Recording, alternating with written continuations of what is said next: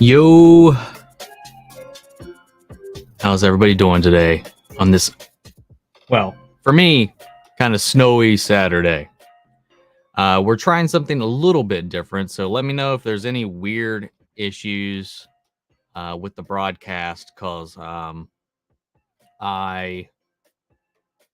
trying out StreamYard again, because they have made some improvements, so we'll see how this goes. See, we got a couple people in here already. Thomas, Justine, Kyle, Peter, Chelsea, hello, Caters. All right, so I can pull that up. I think the Batwoman is going to end with Marcus revealing Brian as Batwoman publicly and blaming her for something bad that happens in the finale, like Mysterio did at the end of Spider-Man Far From Home. I kind of get those vibes as well, but at the we'll see. Because they did say, I don't know, they just make a point of them being like, well, you could have done this at any time. Why didn't you? So I don't know. We'll see. I did kind of get that vibe that maybe that'll happen eventually, but I guess we'll find out. We got a 2 weeks break, and then we'll come back for the final 2 episodes, and we'll see how it goes. Tom Cruise is heading to my country, South Africa, in a few weeks to film MI8 for a few months. It will be in Durban, one of our coastal cities, for 3 months, and then my whole town, Cape Town, for a week. Oh, wow, that's cool. Again, like I think I mentioned this last stream, I need to catch up with the Mission Impossible films. The last one I had seen is MI3, and I saw that one in theaters. That was the last time I had seen one of these films. I need to catch up, man. That's cool that they're filming there, though. Metropolis is an established world of the Batman, according to the Batman prequel novel that I just read the other day. Sweet. I did see that they released like a young adults novel for background on this world, so that's kind of cool. That's cool to see how that goes. Matt Reeves' Superman coming, maybe. There are some interesting things that we have seen before that we'll just have to wait and find out what context those have, but we'll see.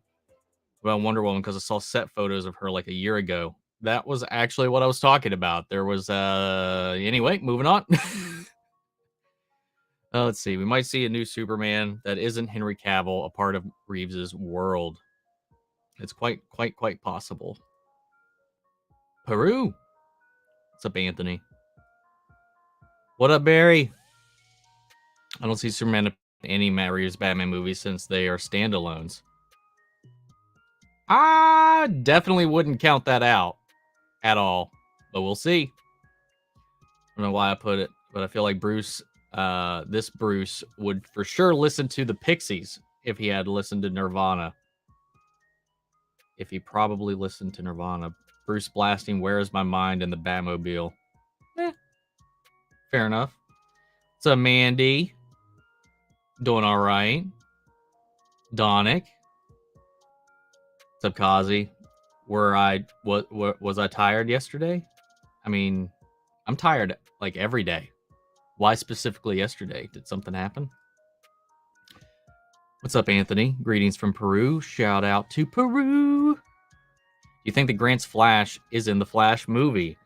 I hope so. I mean, there's been a rumor floating around that's being broadcasted and tweeted and stuff that I don't know if I want.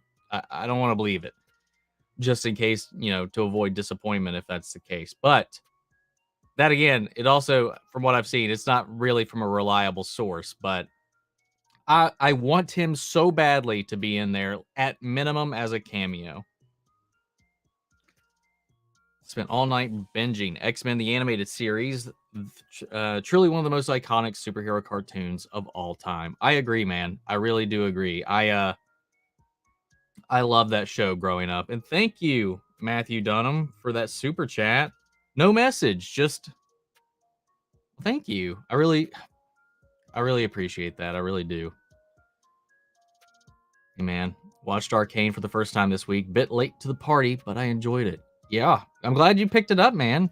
Late or not, it's a fantastic show, and I cannot wait for season 2, but we are going to have to wait quite a while for season 2, I have to imagine. This week's episode of Batwoman was the worst episode of Batwoman ever. I definitely don't feel that way. There's definitely worse episodes that I can think of, just off the top of my head. I like the episode overall. What's up, Ragu? Mission Impossible sequels are getting better and better. Well, that's good to know. That's good to know. I really do want to see the one with Henry Cavill, but I haven't got to see it yet. Naomi Scott as Lois Lane. I'm terrible with names, man. Wait, hold up before I actually hit enter. Isn't that Aladdin? Yeah, okay. Not Aladdin. She's in Aladdin, obviously. Okay. That's what I meant. I can see it. I can see that. I would like to see Henry Cavill as Cyclops. I could see it, but that's just like if it's Henry Cavill, man, I just want him to get treated with more respect than they've treated any of the other versions of Cyclops up to this point. I'm glad you're finally liking the Lois storyline. Are you on board with Superman Lois season 2 now? I was never not on board. I was just saying I just had some it was there were parts of it that weren't holding my interest like with season 1, and it was just the side plots. That was it. The main plot had my interest completely. Like if season 1 was a 10 out of 10, which is what I would give it. Season 2, I was feeling it was about an 8 or 9 territory. Like when I said I had problems with it, it's not like substantial, huge issues. It's just like I didn't care about the side plots that were going on at the time. So it's whatever. But right now, the Lois plot has kicked in, and the other plots are starting to diverge into different ways that are making them more digestible. X-Men, the animated series as a kid. Hell yeah. Oh, loved X-Men. I thought that was part of the tag there for a second. Whoopsies. But yeah, I loved it too, man. As far as formative shows for me growing up, around the exact same time frame, because I was what? When did that come out? It was like 95?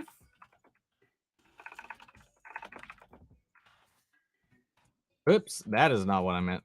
The animated 2. Yeah, so yeah, that was even more formative than I thought it would be, because it was I was 5. No, 4.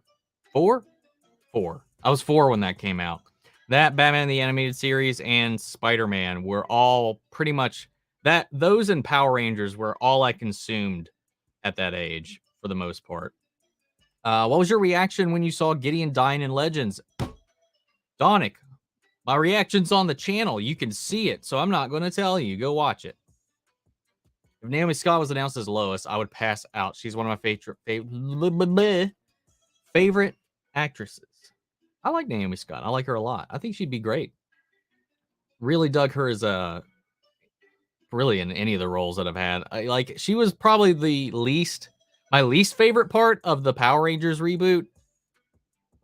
Not her fault. It's just they wrote her character very poorly and unlikably, but she did great. And then also great in Aladdin. I can't say I've seen her in anything else though. Let's find out.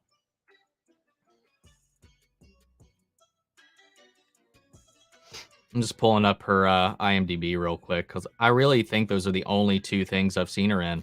Yeah, those are the only 2 things I've actually seen her in. I does see that one of the employees at Disney accidentally said on Twitter that Obi-Wan will come out in May, but that is nothing new. I think a lot of us suspected it would. A lot of people were hoping that it would come out on May 4th. So I don't know. I know a lot of people were saying it. I was being cautiously optimistic. So either way, I'm excited because I just want to see it, and I can't wait, man. So I hope that's true. How do you think they will handle the butterfly situation? I have no idea, man. I know everybody is saying like the opening sequence, because they're all dead in the face when they're doing the dance and stuff, is because they think at the end of the season everybody's going to end up being a butterfly, but they're hoping for a season 2. And if they go into a season 2 and all our characters are not actually our characters, then what is the show? I don't think that's the case. I think the opening is like what could happen, like the worst case scenario. But I don't know. Good little comment, but I'm excited. And there's the super chat. I wasn't sure if I could highlight that or not. But here we go. Here we could do better than Cyclops, like Captain Britain. I don't know that Captain Britain is better than Cyclops, at least on the popularity scale. Maybe better written. I don't really know Captain Britain all that well. I just know Cyclops always kind of gets the short end of the stick in most stories. Hey, bro, loved your reactions, especially the latest Boba Fett episode 6. Thank you, Matthew. It was a crazy episode. Crazy episode, man. Lego actually made the Batman set base of the Batman movie. Awesome. I tend to stay away from a lot of the Lego releases because they end up spoiling stuff half the time. Can't wait for X-Men 27 next year. Me either. 97, I think is what you meant. But I know what you meant. I can't wait for it either. I definitely can't wait. I mean, I don't watch Legend Tomorrow. I won't watch it, even if Michael Keaton's Batman appears. Can you give me and those who don't watch it the cliff notes on Eobard Thawne stuff? Well, okay, yeah, sure. That's fine. I know a lot of people can't tolerate Legends and its tone anymore, so I can respect that. So, Eobard shows back up in this last episode, being basically a soldier, not, I wouldn't say a soldier, a protector of the timeline. When the Time Wraiths captured him and disintegrated him and took him away at the end of season 2 of Legends, as punishment, they have basically locked him in a time loop to protect fixed points in time. So anytime somebody tries to change a fixed point in history, like something that has to happen, like major events, he's trapped there, forced to protect it from coming to fruition. And him and Sarah make a deal that that if he lets her alter this timeline a little bit enough to signal the Wave Rider come in so they could get their ship back, that she'll set things back in line. And then he gets killed by the Robo Legends. Well, killed by the Robo Legends. So we'll see. I like the comments on screen thing. Is like everything else fine? Like, is the I mean, I like it too. It's just like the last time I used Streamlabs myself with this camera, it looked terrible. And it looks like they've definitely made some improvements. There's a little bit of a frame rate difference between just streaming it from OBS to this, but for this simple live stream kind of thing, like if we're not like playing a game or anything like this, I think this is fine for just some talking head stuff. I'm glad you guys like it though. What are your thoughts on Dakota Johnson as Madam Webb? I love Dakota and Madam Webb character. I think they could do a lot with her character. Yeah, man. I mean, they've been talking about making a Madam Webb movie for years now. So I'm curious. If this rumor be true, I'm for it, man. A lot of people have in their head that Madam Webb is only the version that we got in the animated series, where she's like definitely much older, and there are versions of her where she is older, but in multiple scenarios does she rejuvenate, become young again, and all that kind of stuff. They like people are talking about how Dakota Johnson isn't old enough to be Madam Web or whatever, but I think it's fine, man. I love though that little like comparison that they made, because of where Madam Web kind of wears that band around her eyes. At least the most iconic version has like that covering around her eyes, and then they just showed that clip of her blindfolded from 50 Shades, man. That cracked me up. All right, so this may be an idea of how the Batman movie's first act will be. I don't think we will happen with a flashback instead of narration. That'll go into the Riddler killing the mayor. I guess this is a part 2, and then the funeral scene. Bruce goes back and check out as Batman. All right, I haven't. I refuse to watch that clip that came out, so I don't have the context for that. So I'm not really going to specify. Don't know if it's in your country or not, but on Netflix here in South Africa, they have all the Mission Impossible films on it. So I'll just check it out. Yeah, ours definitely does not have all of them on there. So, but I could just rent them on Amazon Prime. That's what I've been doing lately for shows, because it's like, or for movies like that, because it's just it's more convenient for me personally. I know not for everybody, but it's easier for me to just kind of rent something and just give it a go than to try to hunt it down. But I do have NordVPN, so I could try to see if I could route over to South Africa and watch your all's listings. That's exciting. They shot MI7 in New Zealand, Queenstown, where I live. I saw Henry Cavill around town. I still regret not asking to take a photo with him. He's really nice to fans. Yeah, no. What's the last movie that filmed anywhere near here? I think it was J.J. Abrams' Super 8, Bad Robot Super 8. I actually don't think he directed it, but that was filmed, I think, up near Wheeling in West Virginia, if I remember correctly. Or did it take place in Wheeling? I can't remember. But yeah, I can't think of anything else that's filmed here except for We Are Marshall, with Matthew McConaughey, because they filmed it at the Marshall campus, which is about an hour from here. I actually went there for a year, and a lot of my friends went there. So I know they shut down classes for everybody while they were around, but sadly, from a lot of hearsay, Matthew McConaughey was a pretty big d-bag to pretty much everybody around there. So it's like kind of like disheartening. I've never actually seen We Are Marshall though. Overall rating for The Legend of Vox Machina so far, I would probably give it like an 8. I'd give it an 8. The only thing kind of holding the show back for me is kind of like some of the elements from the actual tabletop roleplay that does kind of make the flow of the narrative a little unstable as far as telling like a concise flowing narrative. It because the nature is very different when you're just role playing at a table than writing out a fluid script, as well as the animation. It's great when it's 2D. Whenever I see those CG elements, it just takes me out of it a little bit. But I'm loving it, man. Loving it. Superman and Lois, absolutely Clark. Superman / Clark, great. When Natalie said he should have when Natalie said he should have protected her father, the way Clark looks ashamed. He never wanted John to get involved in this, but still feels the shame and guilt. Yeah, he didn't tell John about it. He didn't warn him about it. He didn't want him involved at all. But John, being the person he is, made himself involved in it. And honestly, Clark probably wouldn't be here if he hadn't, which is the scary thing, but we'll see. Yeah, I definitely feel that. Have I seen any of the X-Men films? I have seen every single one of them, except for Logan. I have not watched Logan yet. What is arguably, amongst many, the best they've ever made. I've yet to watch it. If we get another Superman movie, will it affect Superman and Lois? I doubt it at this point. I doubt it. Superman and Lois, I think, has too much notoriety to it right now for them to not go any other route. We have 2 active Batman at this point. I mean, after Flash, we'll have Michael Keaton and Matt Reeves simultaneously.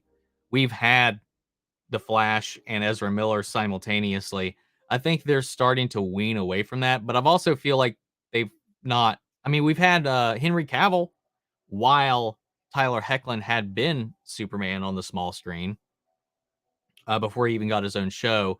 I feel like they are less concerned with Superman than they are with Batman. So I feel like, given the state of the show right now and the performance and reception of it, I think it would be.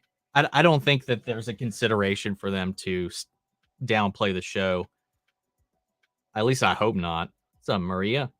Just want to say thank you for the reactions and the opportunity to experience with someone my opinion about what is happening. You're wonderful. Oh, thank you. I like that art in your thumbnail. It's gorgeous. I really appreciate that, guys. I really do, because I love sharing this stuff with you all as well. Because, like, when you grow up, when you get older, it's not easy to just sit around and watch stuff with your friends anymore. People get families, people have careers, people have jobs. It's so hard. Unless it's a life event, like, I rarely see most of my friends anymore. So, like, it's a great outlet to, like, watch stuff and have some people to bounce it off with. And even if it's realistically just be talking at a camera, I know you guys are going to be seeing it. So I feel like when I'm watching it, I'm not watching it alone. And it's a lot of fun. And it really does honestly help me in a lot of ways, even when it gets tedious. I've been getting annoyed with Superman and Lois lately. Too much whining going on with the Sons and Lois. I'm not sure what you mean about the Sons. Lois, I guess I can kind of get, but I feel like it's definitely an important plot point what's going on with Allie.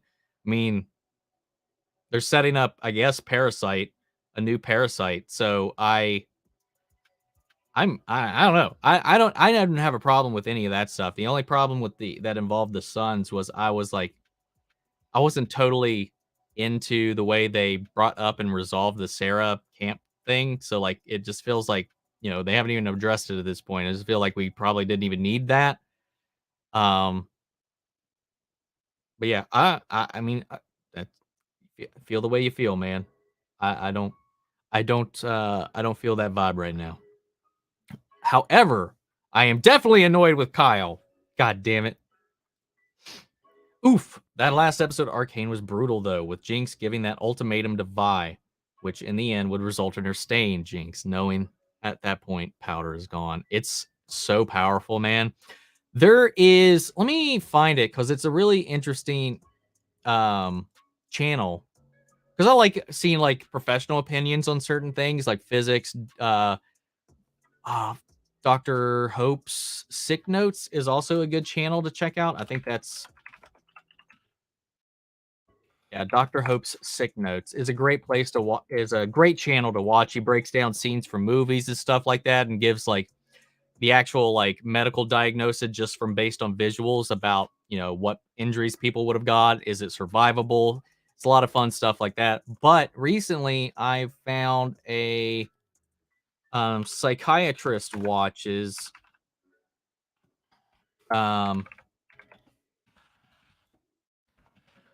Arcane and seeing the way they break down like the therapist what reacts to Arcane. Name's Georgia Dow. Gives some really good opinions on like the psychological breakdowns of a lot of the scenes, and it's really interesting to hear some of that stuff and it's just like interesting to me too watching her because like she gets emotional with what happens throughout the show, and it's like love it. You haven't seen the Mission Impossible Fallout, a reaction to it. Maybe. If one of these new Mission Impossible movies comes out, maybe I'll catch up. So when she's got her own villain, why do some people want all their characters to always stay calm and happy? I mean, no need to get defensive to that extent, but I mean, people feel how they feel. I still want a Power Rangers too. I'm okay with it being rebooted because they're going to be sticking closer to the canon in the upcoming stuff, which is going to be fun because it's not a reboot. It's more of a continuation. So I'm excited for that. But yes, I was curious about seeing what they were going to do with the Power Rangers too. Peacemaker Gunn was concerned about the Superman joke, but much to his utter shock, DC and Warner Brothers didn't give a shit. John and Cena already had something else in mind. Funny, in an interview to that, the only joke that he said that he got a lot of pushback on was the Batman joke. That in I think episode 2 or 3 when he had that conversation with the nosy neighbor. That's it. He said that's the only one that they gave him any resistance on. And at the end of the day, they were like, they clearly didn't like it, but he just left it in and they didn't say anything. So he just said, they didn't tell me no, but they definitely didn't like it, but I'm still going to leave it in here.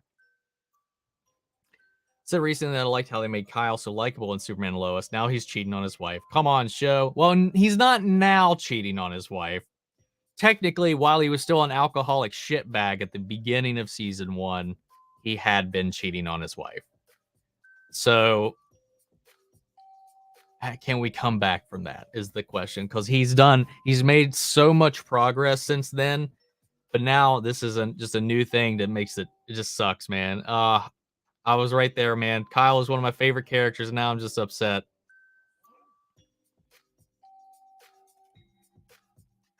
Will I react to All of Us Are Dead? Right now, I don't think so. It's just too long, and I'm not really in a zombie mood, to be honest. That's why I was like, is this like I have to watch it kind of thing? Is this like a cultural like turnaround or anything like that? Like Squid Game might have been, but from what I've been hearing, it's kind of a generic like zombie high school show. But I don't know. Maybe one day. There's a couple other things I need to catch up on, so it's interesting at least at this point. I don't know. We'll see. We don't know if he's cheating on his wife. Be patient. I think it's pretty assumed that he has cheated on his wife. Like I said, I don't think he is continuing to do so, but we'll see. Do you think the CW show Catwoman is better than Attack on Titan?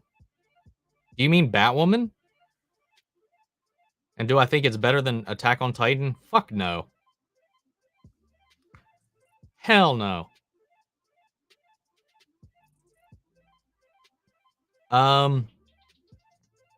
Yeah, no. I was like, there is no Catwoman show, so I assumed that was a typo, and you meant Batwoman. So I mean, Attack on Titan's better than, in my opinion, better than like everything but Arrow and and Superman and Lois as far as the CW goes for me. And that's only because I have a huge bias towards those two shows. Because holy shit, man. Speaking of, I cannot wait for tomorrow's episode. Did you laugh so hard at Nate acting like Arnold Schwarzenegger? Well, find out. Check out my reaction.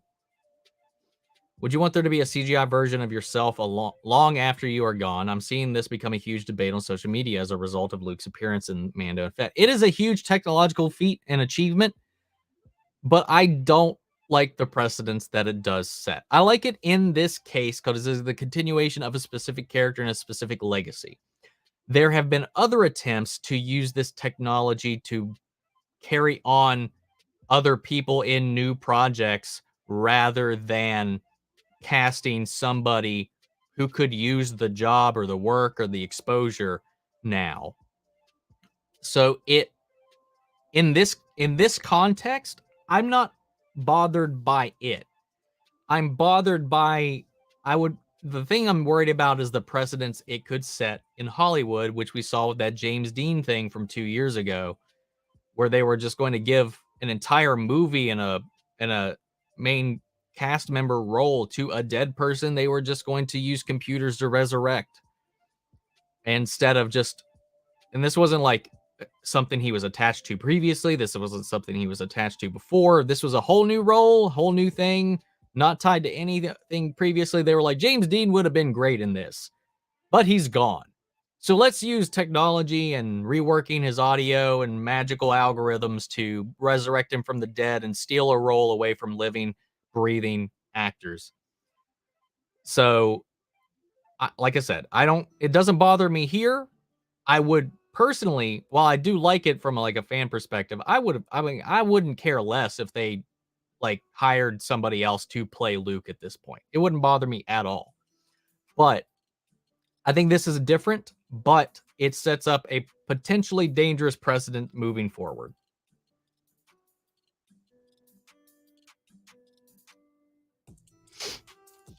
It was a great week for Star Wars fans. The latest Boba Fett episode gave so much. I'm excited to see how all and most of the stories converge in the finale. Me too, man. Me too. I'm still holding out hope. We better see Boba ride that fucking Rancor. And I want to see him duel Cad Bane. What do you think about Legends this season? I've been liking it. I've been liking it a lot.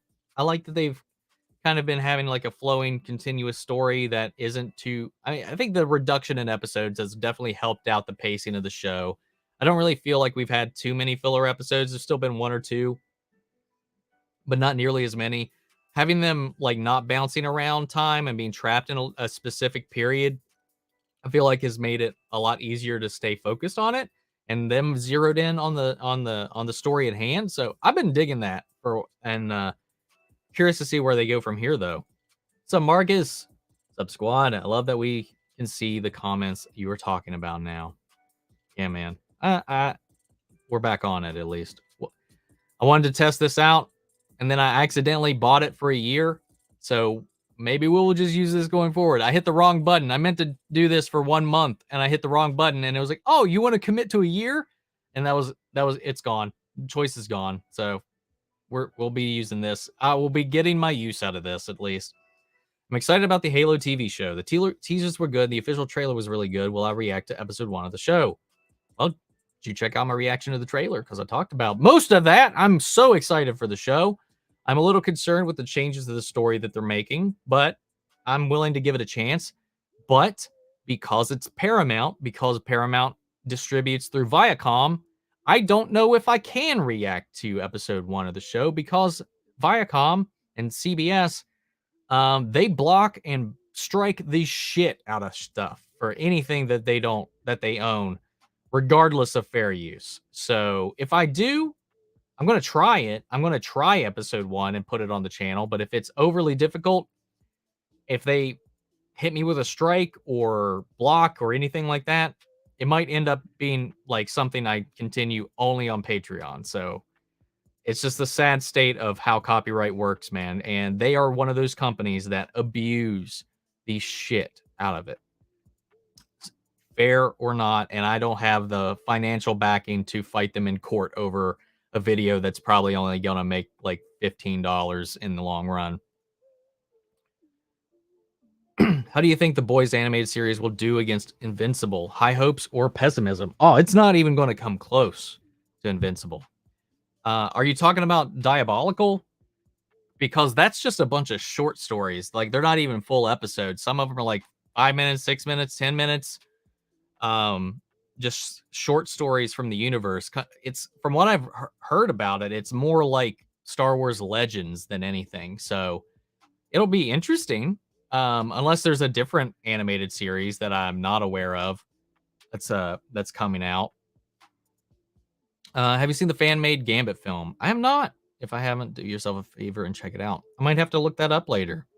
Speaking of, did y'all see like the interview with Channing Tatum about how devastating the loss of his Gambit project was? That makes me sad, man. Makes me sad. Did I get around to watching the Cat in the Hat movie? Like the live action one or the original? Like the animated one? I've seen both. I saw the Mike Myers one in theaters. That was a mistake. I don't like that movie. Did you hear about the casting of Legends? Do you think that it's Booster Gold? Based on the description and the way that article was written, I definitely think it's Booster Gold. And we just got given the way things are going, we have Carla in Batwoman, and we have Turk coming to Legends. We just need to get JD somewhere in the Arrowverse, and we've got the whole Scrubs crew. Not the whole Scrubs crew, a big chunk of the Scrubs crew. And we just need to get Ellie in there and Dr. Cox. Who's the very James Bond character? What? Pierce Brosnan or Daniel Craig? I mean, my favorite is Daniel Craig. It used to be Pierce Brosnan, but Daniel Craig is hands down my James Bond now. Thanks, Omni. Saw a lot of people upset and angry about how they killed Matt's Reverse Flash. My theory is that this is behind the scenes Eric Wallace revenge at Twitter, who throws shade at Tom Cavanaugh.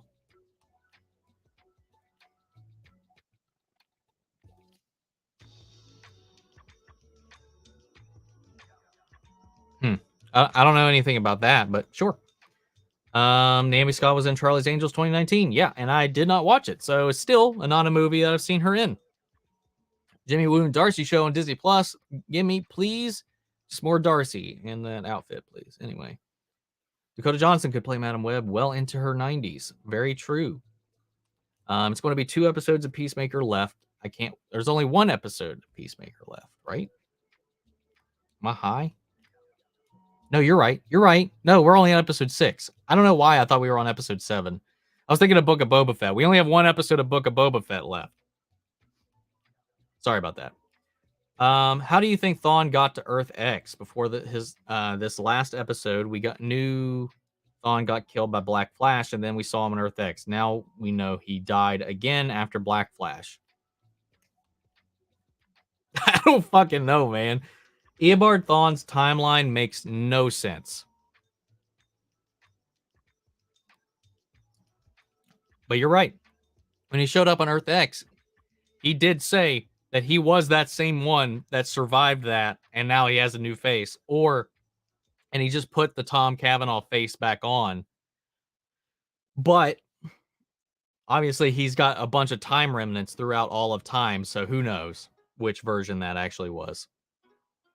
Most likely, yes, it will. When Superman Returns came out, a small but faced a lot of problems. One point, threatened by WB feature executive to cancel the show. I don't think we'll run into that with the current regime.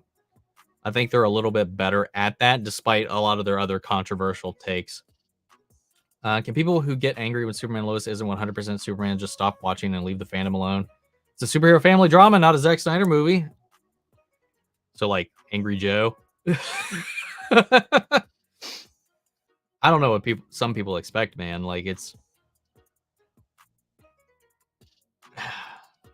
AMA, Madam Web, Vulture. They are making all of Spider-Man's characters much younger to sustain the franchise, so I have no issues with the age differences. Me either. Episode of Legends card fixed point felt like Bill Murray Groundhog Day with the exact same stuff happening. I mean, a little bit. Kinda. I didn't know that. What's the topic? Favorite TV shows? I mean, we can talk about favorite TV shows. You guys are the topic. You guys are bringing me. I'm just responding to your all's comments. So whatever you want to talk about, it's an open floor to just hang out and chat with all of you. Really, I unless there's like something major, something huge, I really just do this to interact with you all. But speaking of favorite TV shows, Collider just put out an article the other day. I shared it on my Twitter, which if you're not following me on Instagram, Twitter, or TikTok, you should probably do that. I'd really appreciate it. About what it was like the top 10, I think it was like the top 10, top 25, something like that. It was a top list of TV's greatest detective duos, and I have to give them props for putting number one, the most iconic duo of them all, Mulder and Scully, as they deserve to be. I'm on Natalie's side. John told Clark he should take the Superman of America with them, but Clark wanted to do it alone. It's both Clark and Anderson's fault. I'm excited to see the fallout. You are quite right. It's just their stubbornness is what brought them to a close there. Superman's stubbornness to refuse to let anybody else carry the weight at all of the responsibility on his shoulders, and Anderson's pride in how Superman's been treating him. When you think Deadpool 3 will release, at this point, I don't see it coming out until 2024 at the very least. I think you are right. I think that is the earliest we might see Deadpool 3 based on what we've heard from Ryan Reynolds. Have I seen The Ultimate Spider-Man with Drake Bell voicing Peter Parker? I have not. I haven't actually watched that. The last animated Spider-Man series I watched was the MTV Amazing Spider-Man animated series. I think Tyler Hoechlin could easily translate to the big screen. He's arguably one of the best portrayals. I don't care what anybody says. I agree. And I didn't always agree. When he was introduced in Supergirl, I thought I was definitely one of those people that's like, man, he just doesn't look like Superman to me. However, despite Supergirl's repeated attempts at destroying and degrading his character, he did a fantastic job portraying the air and the personality of both Clark and Superman. Like, even though the show didn't respect him at all, he did. He respected the character, and I'm glad that he's in a show that is respecting his Superman. After Spider-Man Peacemaker, no one to talk with. Sucks. Feel you there. Bad English. Sorry. Don't apologize. Don't apologize. But if I need clarification, I will ask for it. So don't worry. Tyler Perry made a new movie called Tyler Perry's A Medea's Homecoming. Are you going to do a reaction to that? No. I don't think I've seen a single Tyler Perry movie, to be honest. And I'm very choice with the movie reactions I do. So definitely a no. I disagree with that. Clark in universe has 20 years of experience, so he has knowledge about how to deal with these things. Anderson doesn't want to help the world, but rather his agenda. Regardless, he needed backup. I 100% agree with Barry. He needed backup. He knew he couldn't do it alone, but he still tried. And it got 2 people killed. It got John severely injured. And had John not showed up, had nobody backed him up, he'd probably be dead or worse. Am I the only one who cringes whenever people post Tyler, Superman, and Robert Pattinson together? CW already has a Batman actor. No, man. I mean, people just want to see their favorite actors and their favorite portrayals team up together. There's nothing wrong with that. And in a multiverse, it's still possible. He could leap over. He could have a doppelganger on another Earth. Doesn't matter to me. Tyler can play another Earth Superman. It's not like we haven't seen that already. It doesn't have to be this iteration, but it could still be Tyler, you know? Yeah, but John wanted Clark to work together with Anderson, not deal with Bizzaro on his own. Yep. Her analysis are great. Really gives context to the character development. I know I'm a little bit behind here, but that's in reference to this. This is the channel, the therapist that did the Arcane breakdowns. I do like more as Superman, Tyler or Henry? Tyler, Brandon, or Henry? Honestly, Tyler right now. He went from 0 to hero for me, man, for real. Brandon as Kingdom Come Superman, I think was way better than him back in Superman Returns. But I do like Brandon a lot. But Tyler wins for me. I think he's given the best performance. I think he's the character a lot better. Even if Henry has the more physical look, maybe the physical embodiment of Superman, I think Tyler brings it all together in a much more cohesive package. I've seen Dr. Hope's sick notes. He has great reaction videos at just cells at work. Georgia Dow also did some videos on Doom Patrol. I don't need to watch those. I didn't know she did Doom Patrol. I like his breakdowns. He did a lot of stuff for the DC films for Dr. Hope. He broke down a lot of those, a lot of John Wick fight scenes, I like his fight scene breakdowns. They were a lot of fun.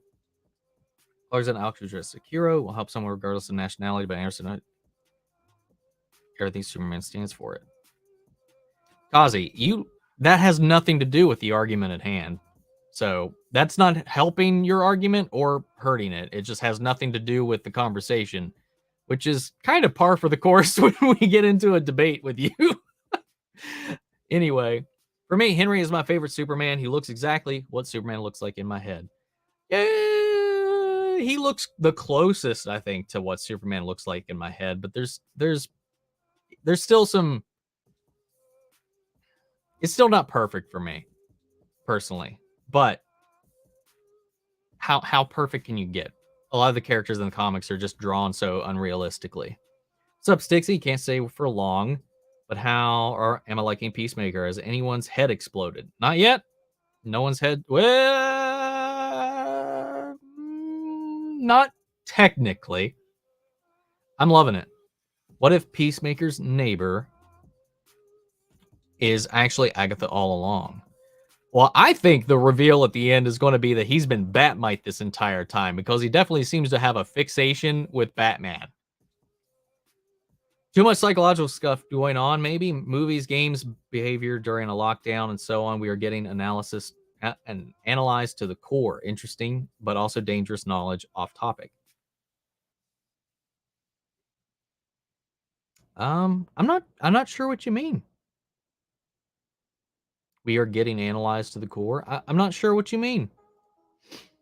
He did not, John Henry, or die in Superman Lois in the next episode.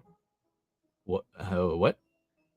Do I think John Henry will die in the next episode? I don't think he'll die in the next episode, but I don't know. They definitely were straddling that line. Made me really appreciate filmmaking and being an actor again. I mean, the actor in all of us. Joy, honestly, really helps finding peace and inner demons and so on. For sure. It was the last Logan was the last X-Men film. Yep. Yep. Well, no, technically the last X-Men film was fuck. New Mutants and Darks came out. Both of those came out after Logan, if I remember right. What's the Deadpool 2 teaser? It was funny. I laughed so hard. I don't know what you're talking about.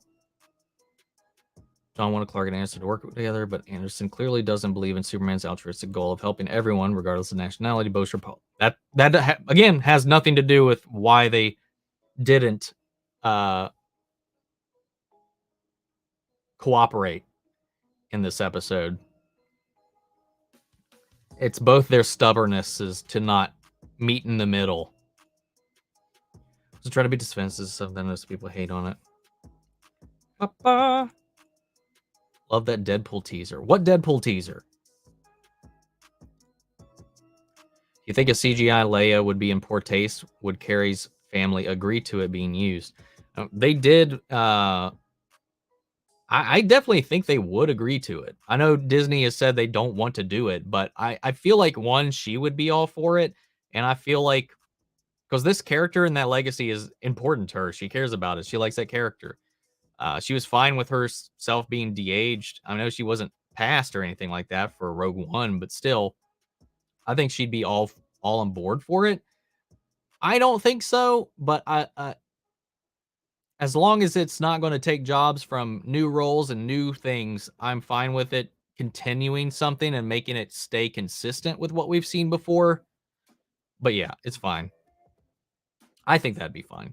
I'm fine with Luke Skywalker Disney Plus series as long as it's a recast. I'm not fine with this deepfake thing.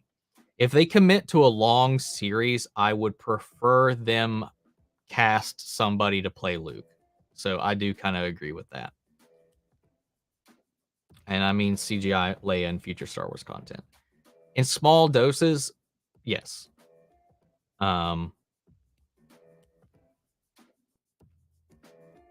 Disney Plus made a new Ice Age movie, blah blah. Have I seen any of the Ice Age films? I've seen, I think, just the first two, and I think that's about it. I mean, just cast Sebastian Stan at this point. Yes, please do it. We agree the Book of Boba Fett were just filler episodes turned into a series, because the last two episodes could have easily been Mandalorian season 3, and we as an audience wouldn't miss a thing. I don't think that's true. I think it's all going to come together. I mean, John and Dave seed things. Everything is purposeful. We knew going into this that it's Mandalorian 2.5. It was the tagline at the end of season 2. Book of Boba Fett, it was built and designed to accentuate the Mandalorian universe. Like, that's a little bit of a misconception I think a lot of people have been having with it. And while, sure, I poke fun at Boba barely being in his own show, but a lot of great points as to why have been proven in many well-educated thread. And it doesn't bother me at all, because it's all building the world around and building things we need to know going into the final conflict. So it doesn't bother me.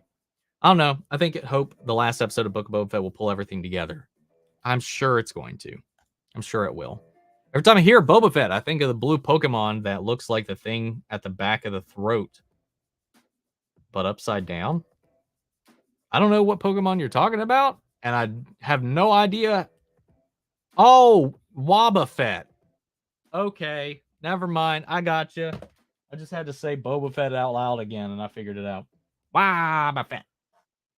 God damn it, my stupid fucking floor heater keeps tipping over. I can feel that. Wish we saw Boba train the Rancor. Me too. But it is what it is. Hate when studios don't recast. They don't want to recast the Wally West actor on The Flash, so they're making Bart the successor now. It's so annoying. Yeah, I think at a certain point that if you want to continue the longevity of character, if you don't care about them being around as like a regular, I think it's okay, it's fine. But like, they definitely cut out a whole potential story thread when they lost Wally, when Keenan no longer wanted to act. So I do agree. It is kind of annoying in a lot of cases because I'd rather have them recast than to lose a character and to derail a storyline. I like this. Viacom is the Toei of the USA. Yes, they are. I mean, people still manage to get away with putting some of the reactions up over very heavily edited iterations. So I do think the Toei is probably a little more dangerous.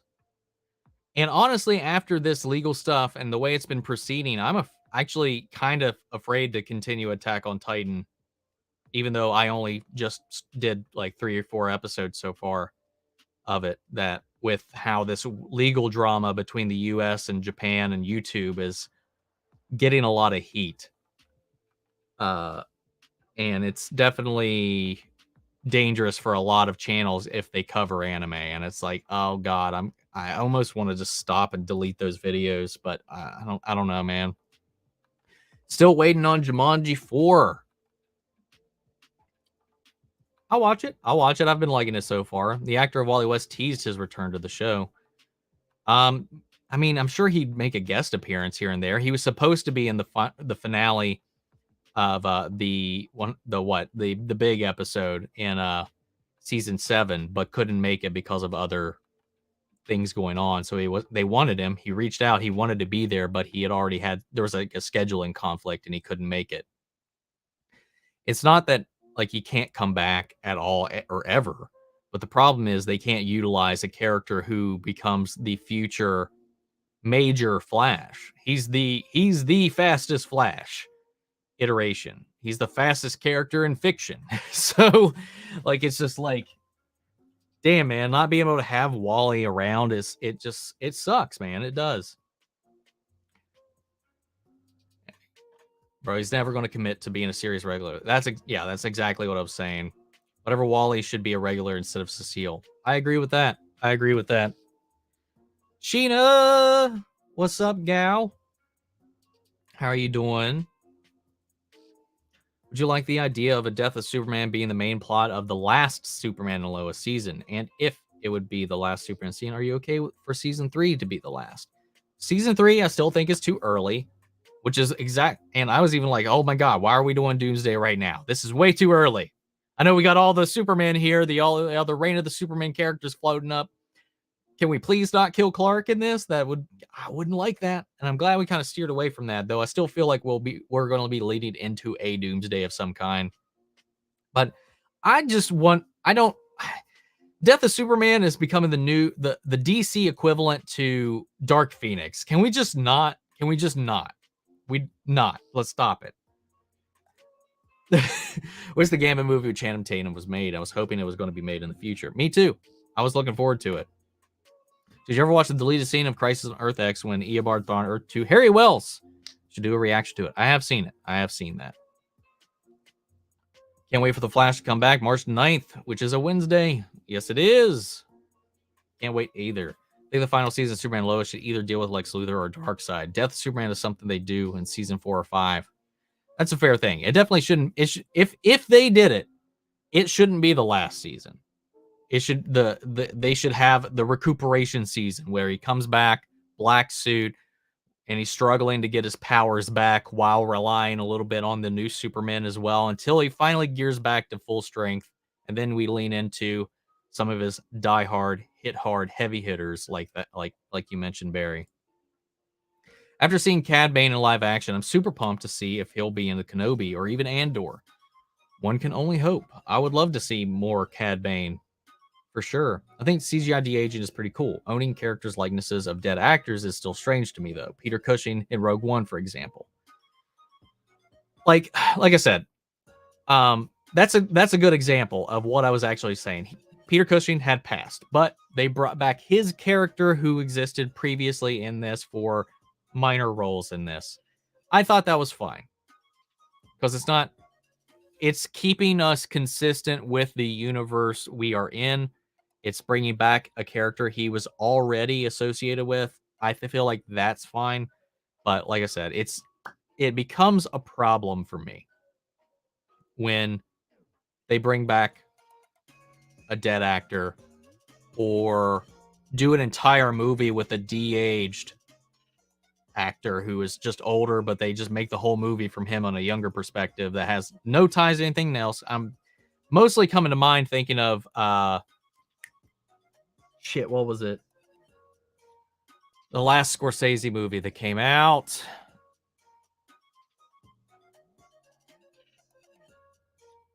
Why can't I think of it? Anyway, you know what I'm talking about. The long ass movie that's on Netflix. What? Like,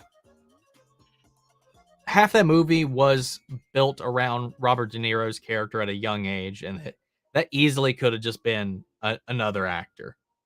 So, like, as long as it's not taking new jobs away from people, that's when I'm like, whatever.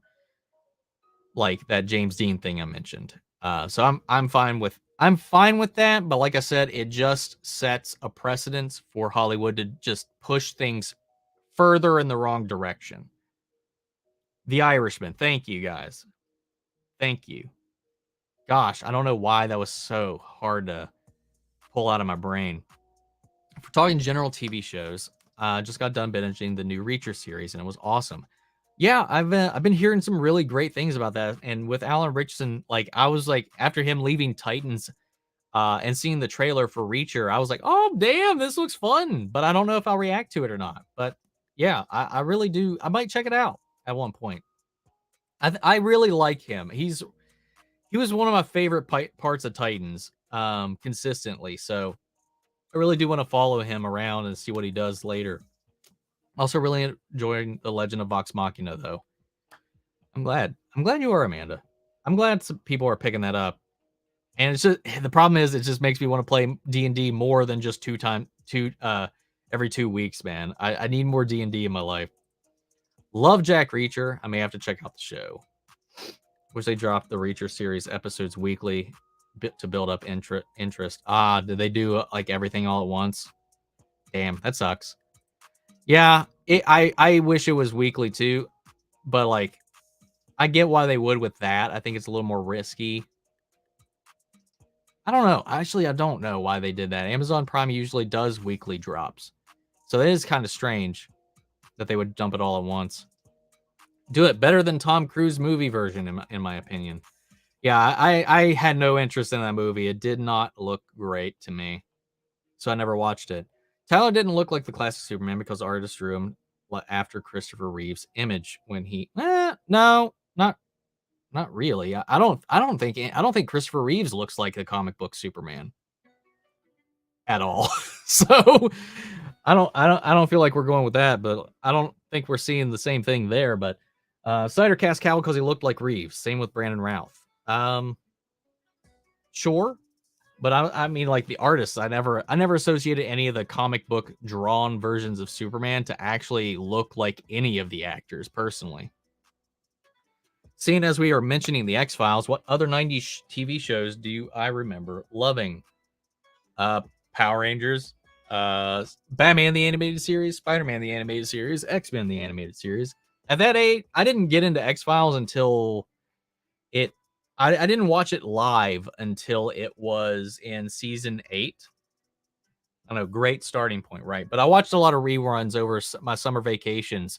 I had like one summer where I was just staying up until like 5, 6 in the morning every night, and TNT would do 4 hours of the X-Files all summer long. And that's kind of really how I fell down that rabbit hole. Because it would be 4 hours. It'd be 4 hours of X-Files, 2 hours of Buffy, and then 2 hours of Angel, and I would watch all of that. What sucked about those weekend Buffy's a good one, but I don't know if that was 90s or 2000s. Friends is my number 2 show of all time, so that's in there. That's a 90s show.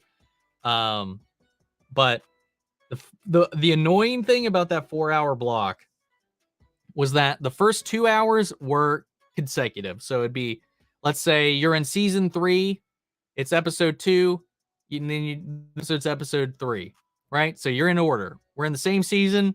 We're watching those episodes back to back.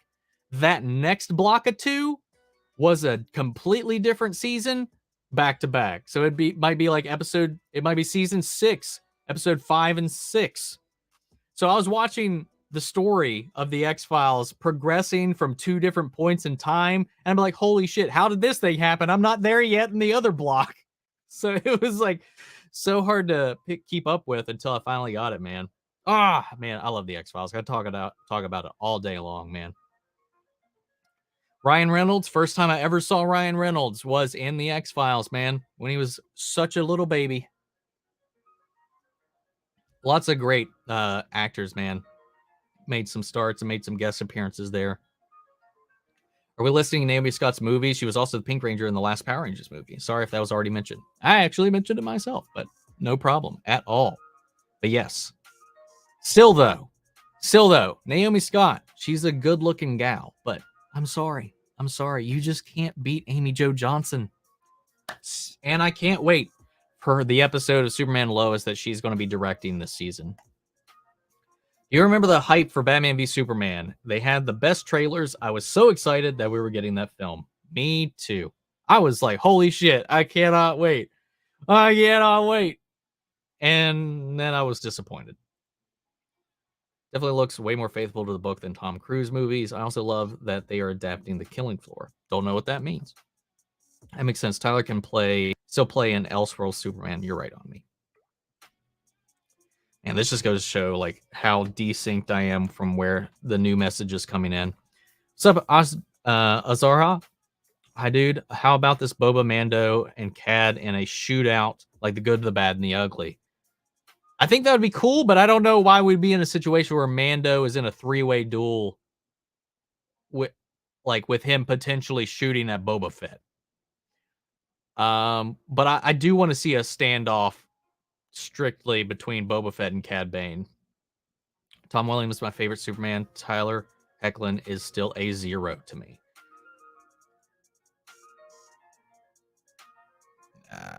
All the power to you, man. But I think if you think Tyler Hoechlin is a 0, then I don't think you're a Superman fan. I think that's just obscenely disingenuous.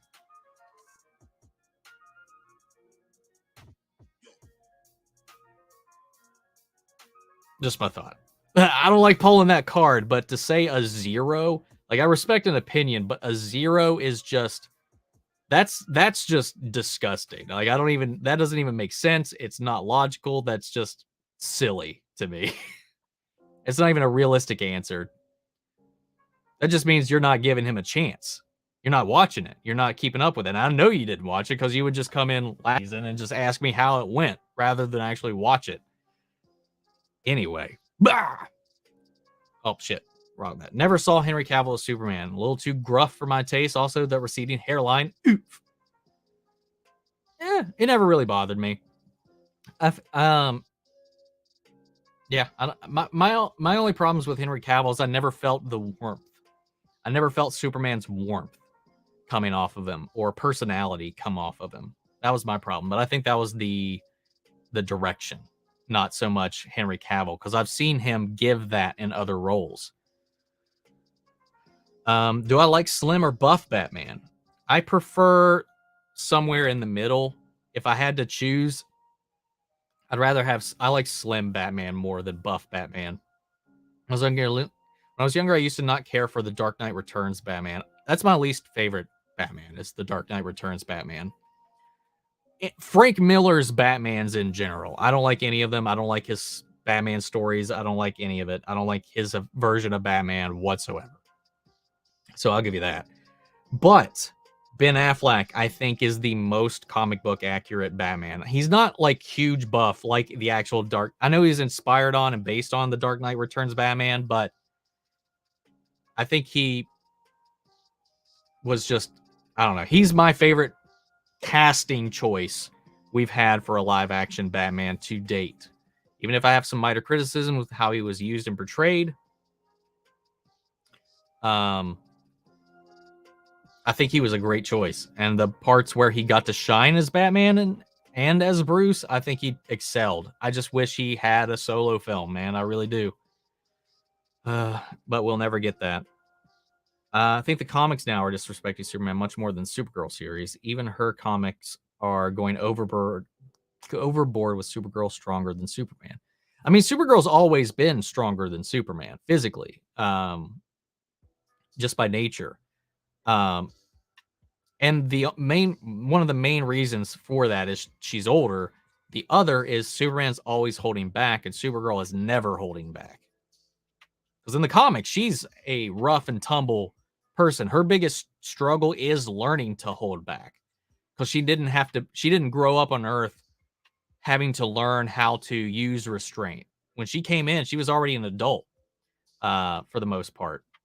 So she was already had all of her powers and didn't know how to hold back. She's aggressive. She's hot-headed. She's violent at times. Yeah, she's very much a different foil. So, I mean, Supergirl, the comics is completely different. And you can make a lot of different arguments. The problem with Superman and Supergirl, the series, was the writing. I'm completely fine with Supergirl being stronger than Superman. The problem is how they state it, the only way that they could make Kara stand out in Supergirl alongside Superman is by drawing comparisons and belittling him. Like, they never gave him credit for things. It was just like they were always using him as a stepping stool and a point of comparison. And I don't know. I felt that was way more disrespectful. But then again, I haven't been reading any of the newer comics, so who knows? Maybe things have gotten worse. What's everyone's favorite Superman suit? I love Brandon's Superman Return suit, but Tyler's suit might be the best. Honestly, my favorite Superman suit is probably the Kingdom Come suit that they had in Crisis on Infinite Earths, man, for Brandon Routh for that Superman. I think that's my favorite. Superman suit. You said I did not like the Cat in the Hat Myers movie. You said it was a mistake to make that movie. I did. I did. It was off topic for the most part. I think psychology has taken a major step forward with a lot of undertones in media towards society, a topic that might be too big. I see. I get what you're saying there. I like tackling that kind of stuff. I find psychology and like all that kind of thing really interesting, though. So it was never the same after that film was produced. You're right. Seeing Luke, Leia, and Han on screen together again would make a lot of people happy and emotional. I probably would die, man. Why can't Joker's toy maker just make another Joy Buzzer? They don't need to create these forced, nonsensical stakes. I thought the same thing. I was like, why you built it? Why can't she build another? I was thinking that too. Like, why not? And why not just replace the parts that are faulty right now? I was like, oh, why? What? I know she didn't have all the supplies she needed, but Marcus should be able to get those. Man, he's got the means. He's got the access. He's got the money. That's for sure. It is a little weird. Is there a movie from your childhood that you love that everybody else hates? For me, it's The Cat in the Hat.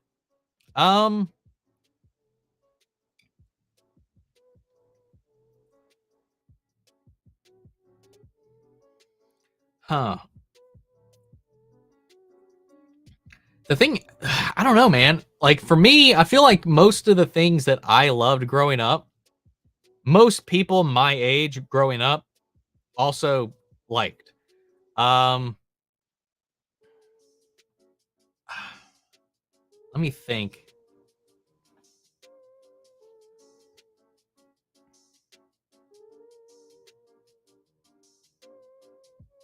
I don't know.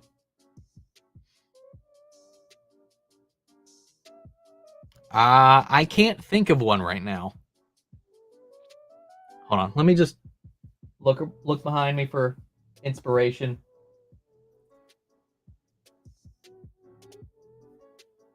I think this might be the closest. I mean, it's not really that like they get a lot of hate. There is a lot of like animosity, I guess, but like the Matrix sequels, Resurrection or not I didn't like Resurrections, but Reloaded and Revolutions, I think I'll go with those. Those are the only ones that come to mind right now. I've seen the 2019 Bumblebee movie, and I have it. It was okay, but it ended at the end of the timeline of the original Transformers movie. I've still never seen Bumblebee. Still never seen it. Good night, Kazi. Hope you had fun. Would I like to see the actress who played Sarah and Superman Lois play another character in Cobra Kai? I mean, sure. Why not? Why not? Just got caught up on Superman Lois yesterday. I don't know how I feel about Jonathan taking the Yellow Mist. I'm very conflicted about it. From like his perspective, like I'm like, yeah, show that douchey quarterback who's taking your role his place. Put him in his place, man. The other side of me is like, damn it, it's not he's not doing it in like a fair, real way. He's just turning down to he's just stooping down to that level to kind of try to get an edge. Really, he's leveling the playing field, but I do feel like, yeah, there's definitely like that sense of like, you shouldn't be doing that. I'm more disappointed, I think, is probably the better feeling about it. While I'm like, yeah, show that guy, at the same time, I'm just disappointed. Chipmunks? I mean, like when I was growing up, people loved the Chipmunks. I still love the Chipmunks, man. Still do.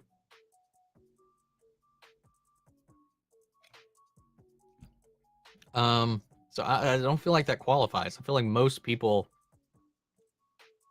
loved the Chipmunks in my age range, at least. Every time I see Cad Bane pop up, I'm afraid they're going to kill him off. It's pretty crazy to me that this Clone Wars character is still alive after the original trilogy. I hope he survives. We'll see. We'll see. I think Boba might put him down this time, but I don't know. He is pushing the life expectancy of his race. So I know a lot of people were like, why is he so pale? And then doing like corrections and stuff, and people were like critiquing that. And I was like, dude's old, man. He shouldn't he realistically, based on real world standards, by statistics, equating that to his race, chances are he's probably outlived most of his other predecessors or peers for that matter. So yeah, I have to imagine where we get gray hairs, he loses pigment the older he gets. So I love it. He's so scary. Like when he shows up, I feel like that's a bad sign for anybody involved. That is for damn sure.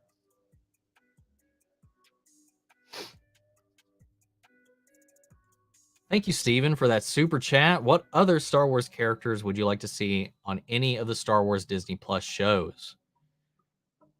I think Hondo would be cool as a joke, as like a cameo, not as like a full part, but I would like to see Hondo like in passing, something like that.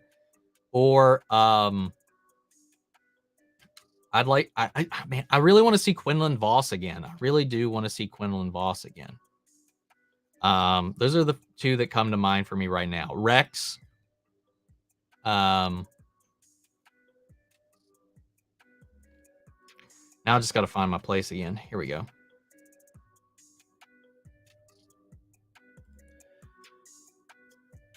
Yeah, those are the ones that come to mind for me, I think. At least immediately. Barris? We'll see. We'll see. The Flash season 9 will be the final season, just like Arrow's final season. Well, Arrow's final season was season 8. So Flash is already lasted longer. We haven't got the official announcement that a green light has been given for a season 9, but Grant did sign a contract for season 9. So I think that's pretty much telling us for sure it's going to be happening. But people made a big deal that he did a 1 season sign on when he did that for season 8 as well. He only signed on for a year. So it doesn't necessarily mean 9 is going to be the end. It just means that they're not hedging their bets and signing a contract with Grant for more than 1 season at a time, which is smart because who knows how things are going to pace out. So yeah. Beerus, Whis, and Ultra Ego Vegeta is new purple transformation are faster than Wally West. No, they're not. No, they are not. There is nobody in Dragon Ball Z that is as fast as Wally West. And I keep up with all of that, so. Being new to making reaction content seems wise to avoid anime for the time being. Sad face. I know. Yeah, and it sucks, man, because I'm excited for tomorrow, but I'm almost afraid to just record it, man. I really am.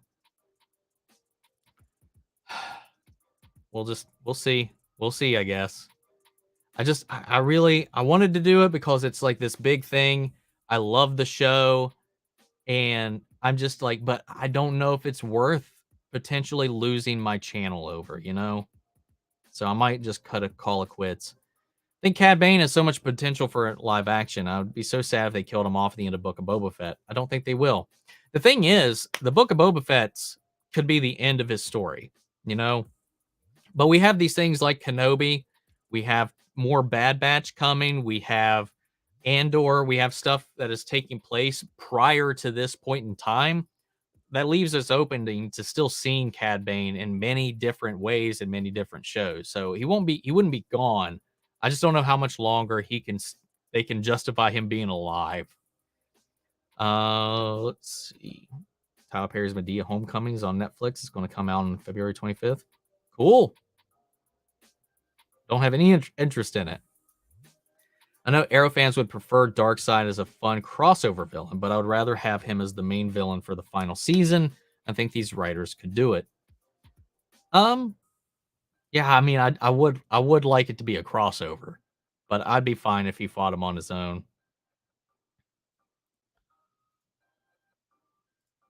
I think Boba Fett should have become the villain of the Mandalorian series. Having two Mandalorian characters fighting against each other might have been really cool. I mean, I get it. I just don't know what would put them at odds with each other. Boba Fett, even in Legends, kind of went this very similar route. So I don't know. I wouldn't want Boba to be Mando's villain, personally, but maybe anti-hero, maybe like his Venom, something like that. There we go. Everybody like calling out the Irishman. Jango didn't die, then it would have been badass for Mando and Boba to face off against Jango. Oh, I don't know, man. I don't know about that one. Hollywood's a good example of how old generations still try to control all of it. I think a lot of it. Yeah, you're right. Like especially when it comes to actors, man. Something paralleling Luke versus Vader, except with a father who did what he did for him. Oh, okay. That was in reference to your previous comment. I got you now. Love the Book of Boba Fett, episode 6. It was so good. It got me pumped up for the finale in 4 days. The CGI deepfake with Luke was way better than the one in the Mandalorian season 2 finale. I know you said 3, but it was season 2. Yeah, it was way better. They hired that YouTuber that improved their scene. They hired him, and with his help, it seems like their team was able to really push that technology forward. Because there's a couple of times when he moves his head where there's a minor delay in the facial recognition, and when he says some certain syllables, you can tell the lips aren't moving in a human way. Aside from that, 95% of the time, it almost looked indistinguishable. You should do a reaction to Johnny English, the one with Rowan Atkinson. I've seen it already. I've only been able to play D&D a couple of times. We tortured a goblin. Good stuff. Always good. Always good when you torture a goblin. Jack Reacher is a tall guy, and they cast Tom Cruise. How tall is Tom Cruise again?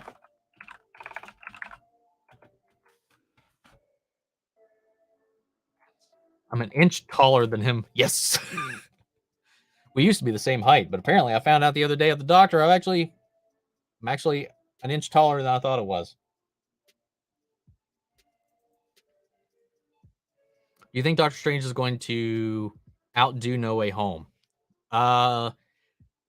If they market these cameos, maybe. I think going into a blind, maybe. I don't know. I don't know if it'll have the same cultural impact or relevancy as No Way Home. Like a generation of a particular kind of fan. I don't know. I really don't know. I think there's a high chance, but I think it'll be predicated on who's in it. Spider-Man is also the most popular Marvel character, like by a large margin. So I don't know. It has a chance, but we'll just have to wait and see. What upcoming MCU installment am I looking forward to the most? For me, it's Miss Marvel because her comics are always a fun to read. So it's not just Disney Plus show. So it's just overall project in general, just MCU in general. Let's just go with that we know is announced because I can be like Spider-Man 4. I can't wait for Spider-Man 4, but I don't want to say that. I want to say I'll just go off of what we know is coming. Probably Multiverse of Madness because I'm just excited to see what they do with the multiverse concept and who we might see.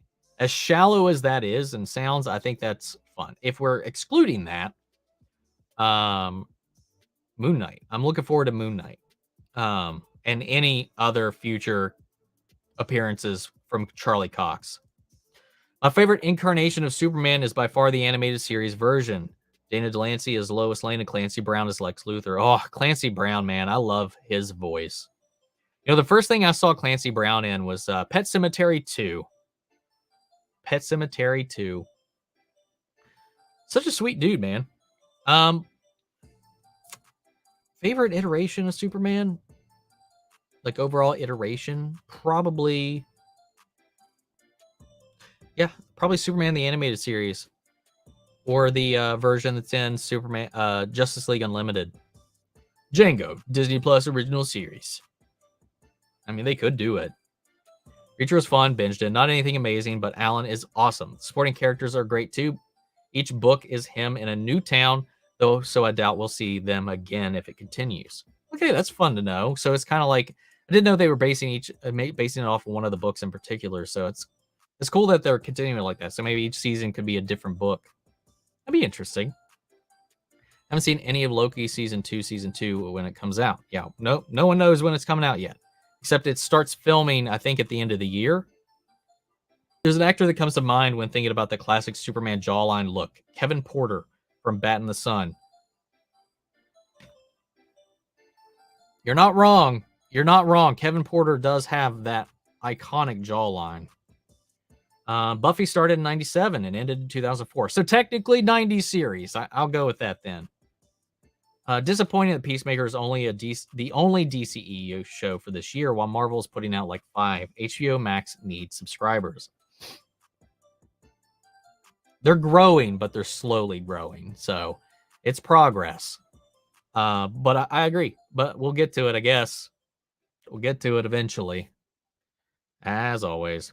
Ryan Reynolds made a cameo in the X-Files. How did I miss that? It was in Skidgesy?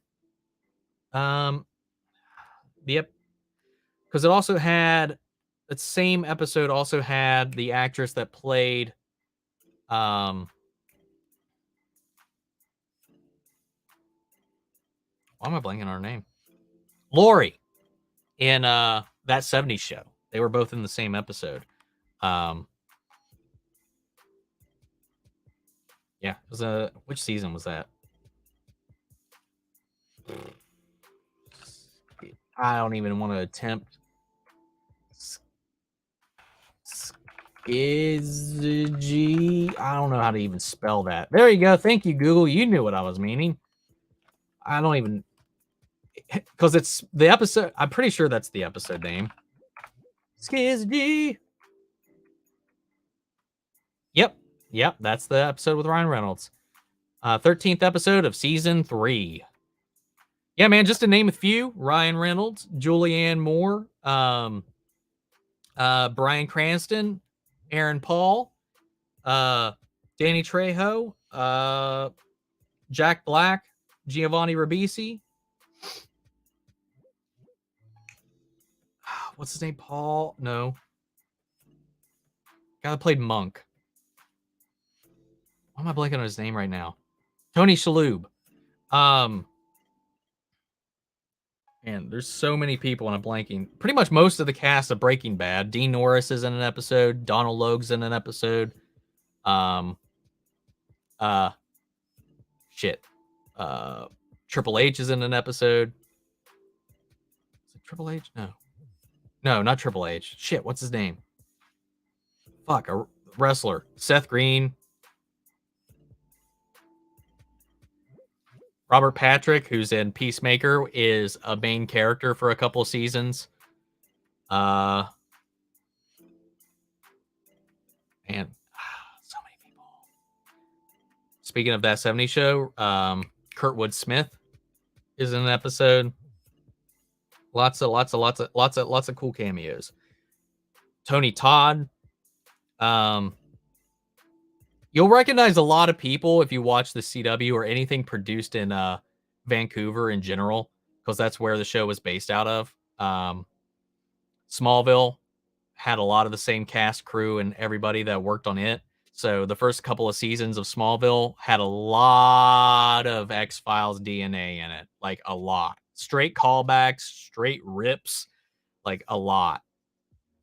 X-Files set the formula that Buffy, the CW, a lot of similar shows around that time were doing. They set that Monster of the Week simulated serialized story kind of thread with the same archetypes and characters. X-Files pretty much started a lot of mainstream TV as we see it now today, and I will die on that hill forever. Got a super chat from Lucky. Hey, bro, Luke told Grogu about Yoda. I would assume Grogu knew who Yoda was if he was a Jedi at the temple, unless he was too young. That's a good point. He should know who Yoda was. He should be very aware of who Yoda is. Did you know that Amy Adams was in Smallville? It's by far one of the coolest appearances on that show, knowing that she is Lois Lane now. I never realized she was on there. Cool, good to know. Is it just me or does Clark look like he hasn't shaved in days in this season of Superman Lois? Yeah, I've noticed that as well, that he's been having a lot of 5 o'clock shadow here lately and just growing some scruff. He's stressing out, man, over this thing that's leaching in his brain. Does Wellen count as a Superman by only playing Clark? I love him still. That is a good point. That is a very good point. And I wanted to say that earlier, and I didn't. But I'll back you up on that one. Amy Adams was also in Buffy, Tara's mean cousin. Man, I love Buffy. Willow, another. First young crush of mine, man. Cavill was a good Superman, but he was born to play Witcher, just like Ryan Reynolds was born to play Deadpool. Honestly, I think Cavill would also be a really good Bond. So hopefully that'll happen at one point or another. Superman versus Super Boo. The strongest iteration of Superman would destroy Super Boo. Yes, the direction for Superman was so epic and scope, dark story, pull of. But Cavill would be very inspiring if they would let him do his kind of Superman. And that's the Superman he wants to do, but we'll see. I don't think he's going to get that chance. I think it's just he looks the same as he did for season 1. If he looks super dad, look, I love it. Oh, I think we're talking about the scruff, right? Yeah, I like it. Affleck's Batman is so ominous, and you really see why criminals fear him. That's why I love it. I agree with that.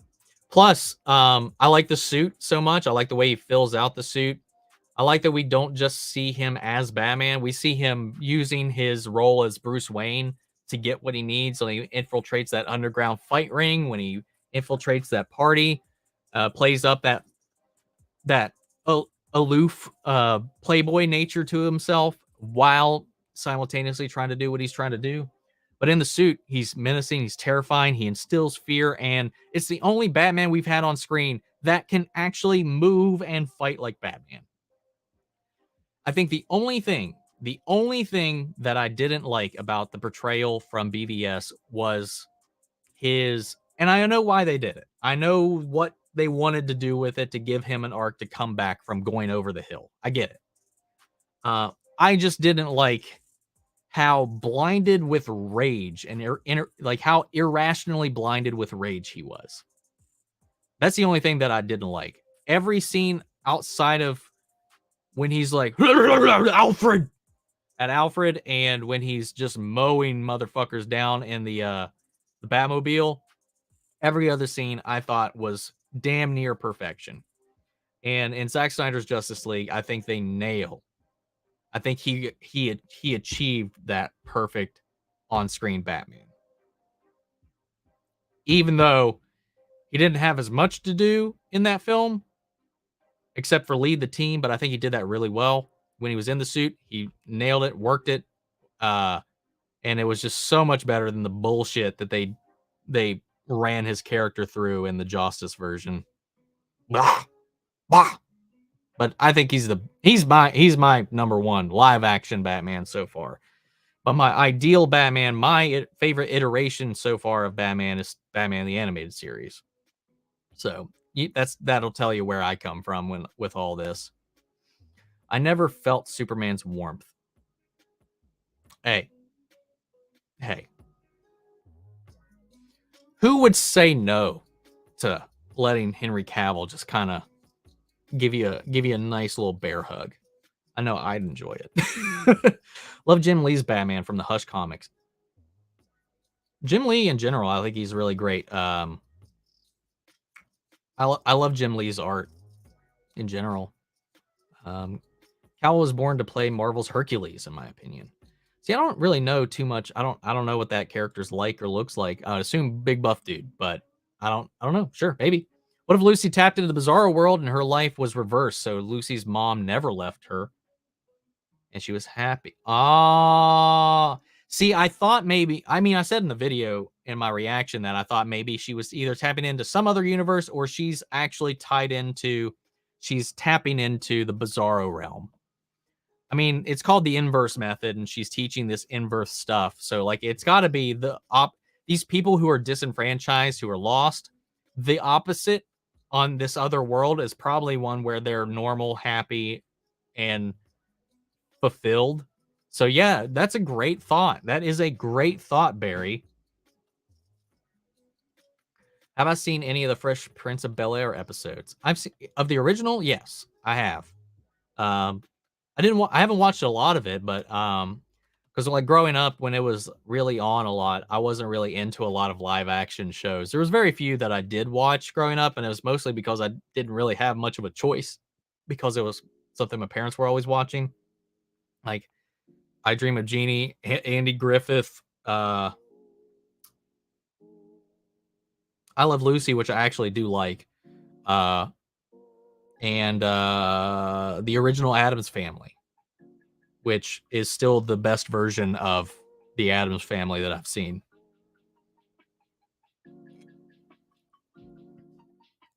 Dude, this is, yes. If Jason Momoa wasn't already Aquaman, I fucking wish he would be cast as Lobo. I don't think there's a better pick for Lobo than Jason Momoa. His Aquaman energy, his normal default energy in life is Lobo. He needs to play the main man. Give us a multiverse movie where Jason Momoa plays Lobo and let him just wreck the DCEU. Come in from another reality and have Jason Momoa fight Jason Momoa, and we'll go for it. John Cena as Duke Nukem, also great choice. I'm not fine with Supergirl being stronger than Superman. In fact, if I was the showrunner, I would never set up Superman versus Supergirl battle in the first place because I know it would divide fans. Exactly.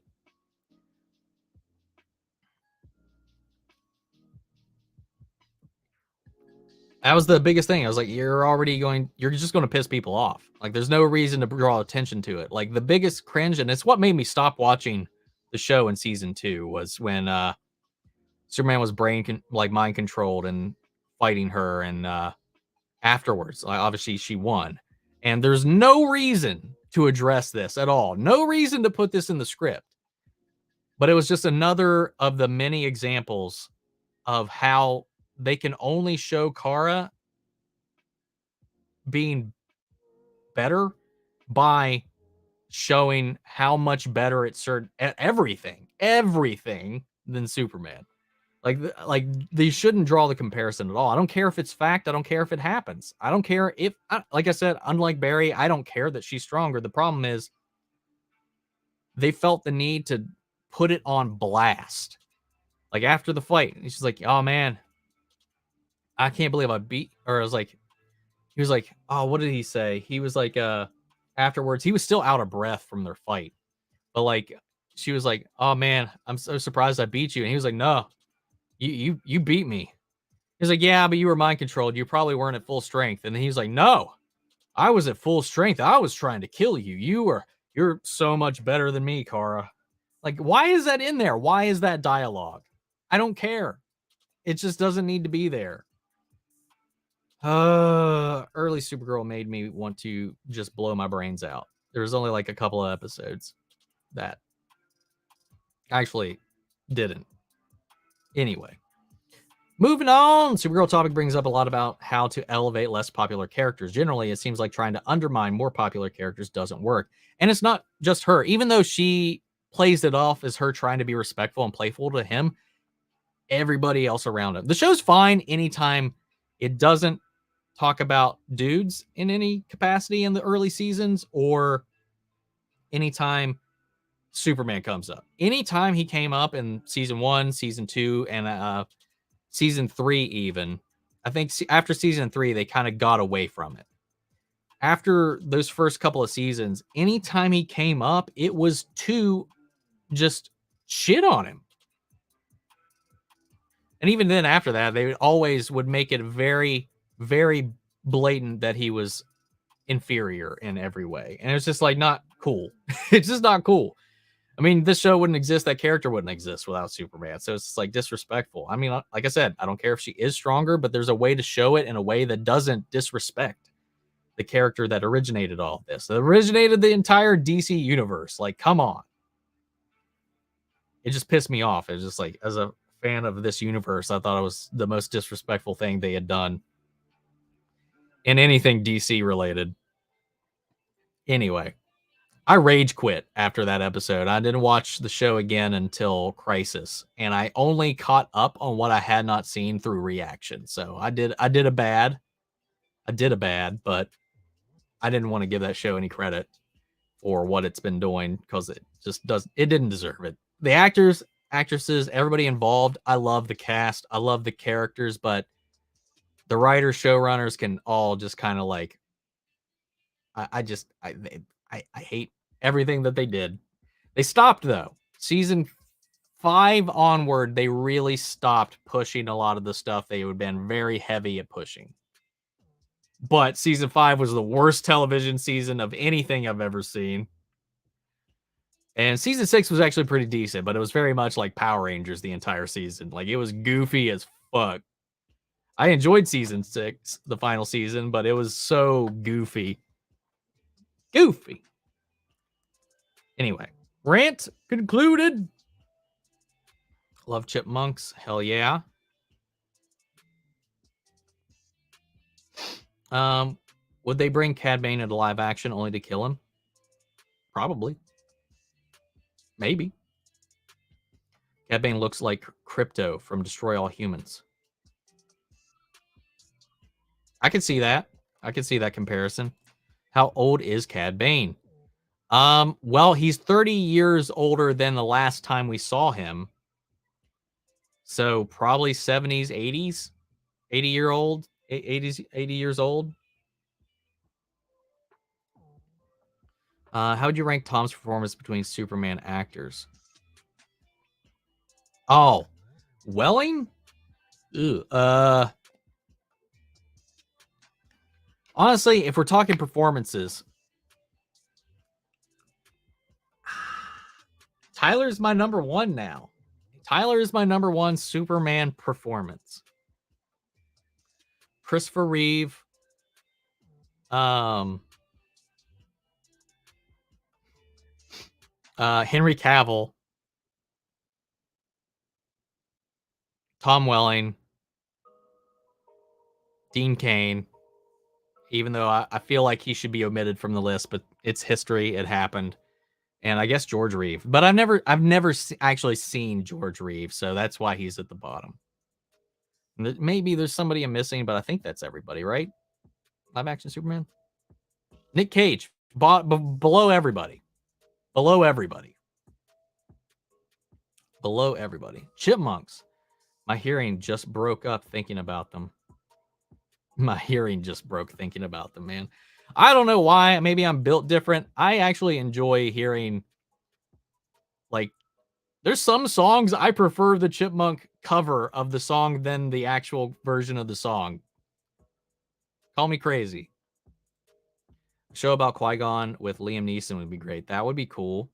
I'd like to see that. But it would have to be, I don't know, it'd have to be like a younger Liam Neeson. So like they'd have to de-age or recast, man. And we're coming back to that talk we were having earlier. Your reaction to the Pirates of the Caribbean trilogy on my channel. No, I've already seen all of those films. We've talked about it before, Donnie. I've seen every Pirates film. Nope. Point. It'd just kind of be me just rewatching everything. I've seen each film like a lot. Ooh, live action Zeb. Let's do it. Let's make that happen, man. Why are Smallville and Man of Steel fanboys so biased against other Supermen like Brandon and Tyler? I don't know. The Man of Steel people is because they're Snyder cultists. They're not actually DC fans. They weren't a fan of the DC until Snyder's DC, generally speaking. That's my hypothesis. Have I seen all the Hotel Transylvanias? I haven't seen the most recent one. And I particularly don't have much of an interest in checking it out, to be honest. But maybe. Like I said, I'm very picky about what I do a movie reaction to because I don't have time to edit that. I pay an editor to help me with stuff like that because it's so time consuming. And I have a full-time job on top of having to cover all these hours of footage. I don't have to. I do this because I enjoy it, obviously, and because it's fun. But like it's time consuming. It really is. And it is honestly, a lot of it's really terrible for my health, but I still go through it all. That's why the super chats, the Patreon, the YouTube memberships, all that really does help because at the end of the day, I can hire more help for my edits. And right now I've got, I think, a quarter of my workload offloaded at least. So we're getting there. We're 1/4 to the goal that I need to. I think we're 25% of the way to the goal I need to actually have like a full-time editor and that includes like not just shows that I'm covering, but the ability to add shows that I'm not covering right now. I would enjoy watching a Quinlan Vos live action limited series. He's a really cool character. Yeah, he's really one of my, he doesn't get enough attention. I really like Quinlan Vos. He's a cool Jedi that I don't think they've given enough love to. Who do you think will face off against Cad Bane in the finale? Din Djarin or Boba Fett? It's 100% Boba Fett. They already have a beef, and they're going to settle that beef. Saw Ryan Reynolds as Deadpool in X-Men Origins Wolverine. Yep. It's Naomi Scott going to direct Lois? No, it's Amy Jo Johnson. Amy Jo Johnson is directing episode 6, I think, of Superman and Lois. So the CW finally ordered Gotham Knights pilot. Look, man, if it doesn't have Superman and Lois and Stargirl, I'm feeling to it. Dead on arrival. They can't make this cheap like Batwoman. I hope that it has a higher budget than any of the other shows that they've got. I'm not thrilled with the premise. And again, it's another stepping stone into breaking up the Arrowverse because it's not in the Arrowverse. Like Naomi, it's set on another Earth. So, once Flash, Legends, Batwoman, all that stuff ends, it's pretty much just going to be Superman and Lois and this Justice U show, if that gets picked up, moving forward in this pocket universe. And that leaves Stargirl over there, Naomi over there, and no more connected universe. They could still cross over because multiverse stuff happens all the time in these things, so that's still a possibility, but But the general connected universe is just kind of destroyed at that point. So I don't know. It is what it is. This is kind of sad. We'll see. Best reaction when comparing to Tom Cruise. Priceless. Most overhyped dude. Ken Doll and Margot Robbie will play Barbie. Right, dude. Ken Doll. Margot Robbie. Yeah, who's playing the Ken in that Barbie movie with Margot? It's not Tom Cruise, is it? I'm a Superman fan. Power to you. Hope they don't use the whole Jane Foster gets aggressive cancer in Thor, Love and Thunder. That would be disturbing because cancer is aggressive and horrible and almost no one escapes it. I mean, it's part of the character storyline. I mean, that's the origin of her Thor. So I would have to imagine they will probably go that route. And, you know, people with cancer deserve that representation, man. They really do. My mom's a survivor, and it's still taking a toll on her, the treatments to this day. My best friend, his mom, however, didn't survive her treatments. And she was like a second mom to me, man. So I know firsthand how disgusting cancer can be, for sure. Give Superman Lois 10 out of 10 stars. Oh, I did. By the way, Marvel has spot on casting with all their characters. Even Shadow Gomez as, I don't know if Shatil, I don't know how to say it. I really don't know how to say that first name there, as America Chavez from Multiverse of Madness. Also, thoughts on Sholo from Cobra Kai as Jaime Reyes. Why did I say it Reyes? Reyes. What happened? I blame the wine. Sholo was actually my fan cast for Blue Beetle, so I'm really excited that they're making that happen. Oh, thank you, Amanda. Oh, thank you for that super chat. Showing some love. Thank you. That means a lot. It really does. I mean, overhyped look-wise. And for Jack Reacher, how he is written, just wrong. Oh, like in the Tom Cruise one. Okay, I know what you mean. Okay. Today's audience don't have tolerance for low-budget shows like Smallville, Arrow, Gotham. People have high expectations. CW has to evolve. Yeah, expectations plays a part. The channel in general, their shows have taken way too long to evolve. They were the gold standard for a long time, but the thing is, they never changed. They never grew. They never expanded. They never evolved. They clung to the shared universe gimmick as long as they could ride that wave. But meanwhile, their competitors, their peers, were all innovating, expanding, moving storytelling forward into a different way, while CW just kind of clung to their same formula.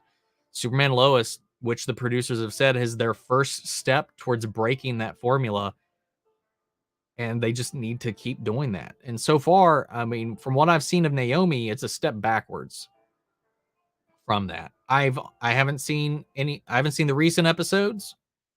I saw the pilot. That's pretty much it so far, and I did not like it. So, again, like I've said before many times, I'm gonna wait for more of it to come out. But yeah, anyway, love you, dude. Oh, thank you, Manama Mamba. I've seen some people say that Bane's face should be longer in live action, which is weird to me when you compare live action Dooku to animation. Yeah, it's a translation of styles. It doesn't there's a stylistic difference. They also were like, his hat needs to be wider. I mean, like, it's just stylized. I mean, Dooku doesn't look like Dooku. Anakin doesn't look like Anakin. Like, there's a translation there. So, like, the only thing that I have a complaint about from animation to live action is Ahsoka's shortened Leku. That still bothers me. I know why it happened. It's for practicality. It's so that she can have that practical headdress and do actual fighting in the show and it not be a hindrance. But that's a big departure because the older they get, the longer and larger their crest becomes and their Leku become. So, like, hers were like down to her knees before, and like, so it is a little jarring.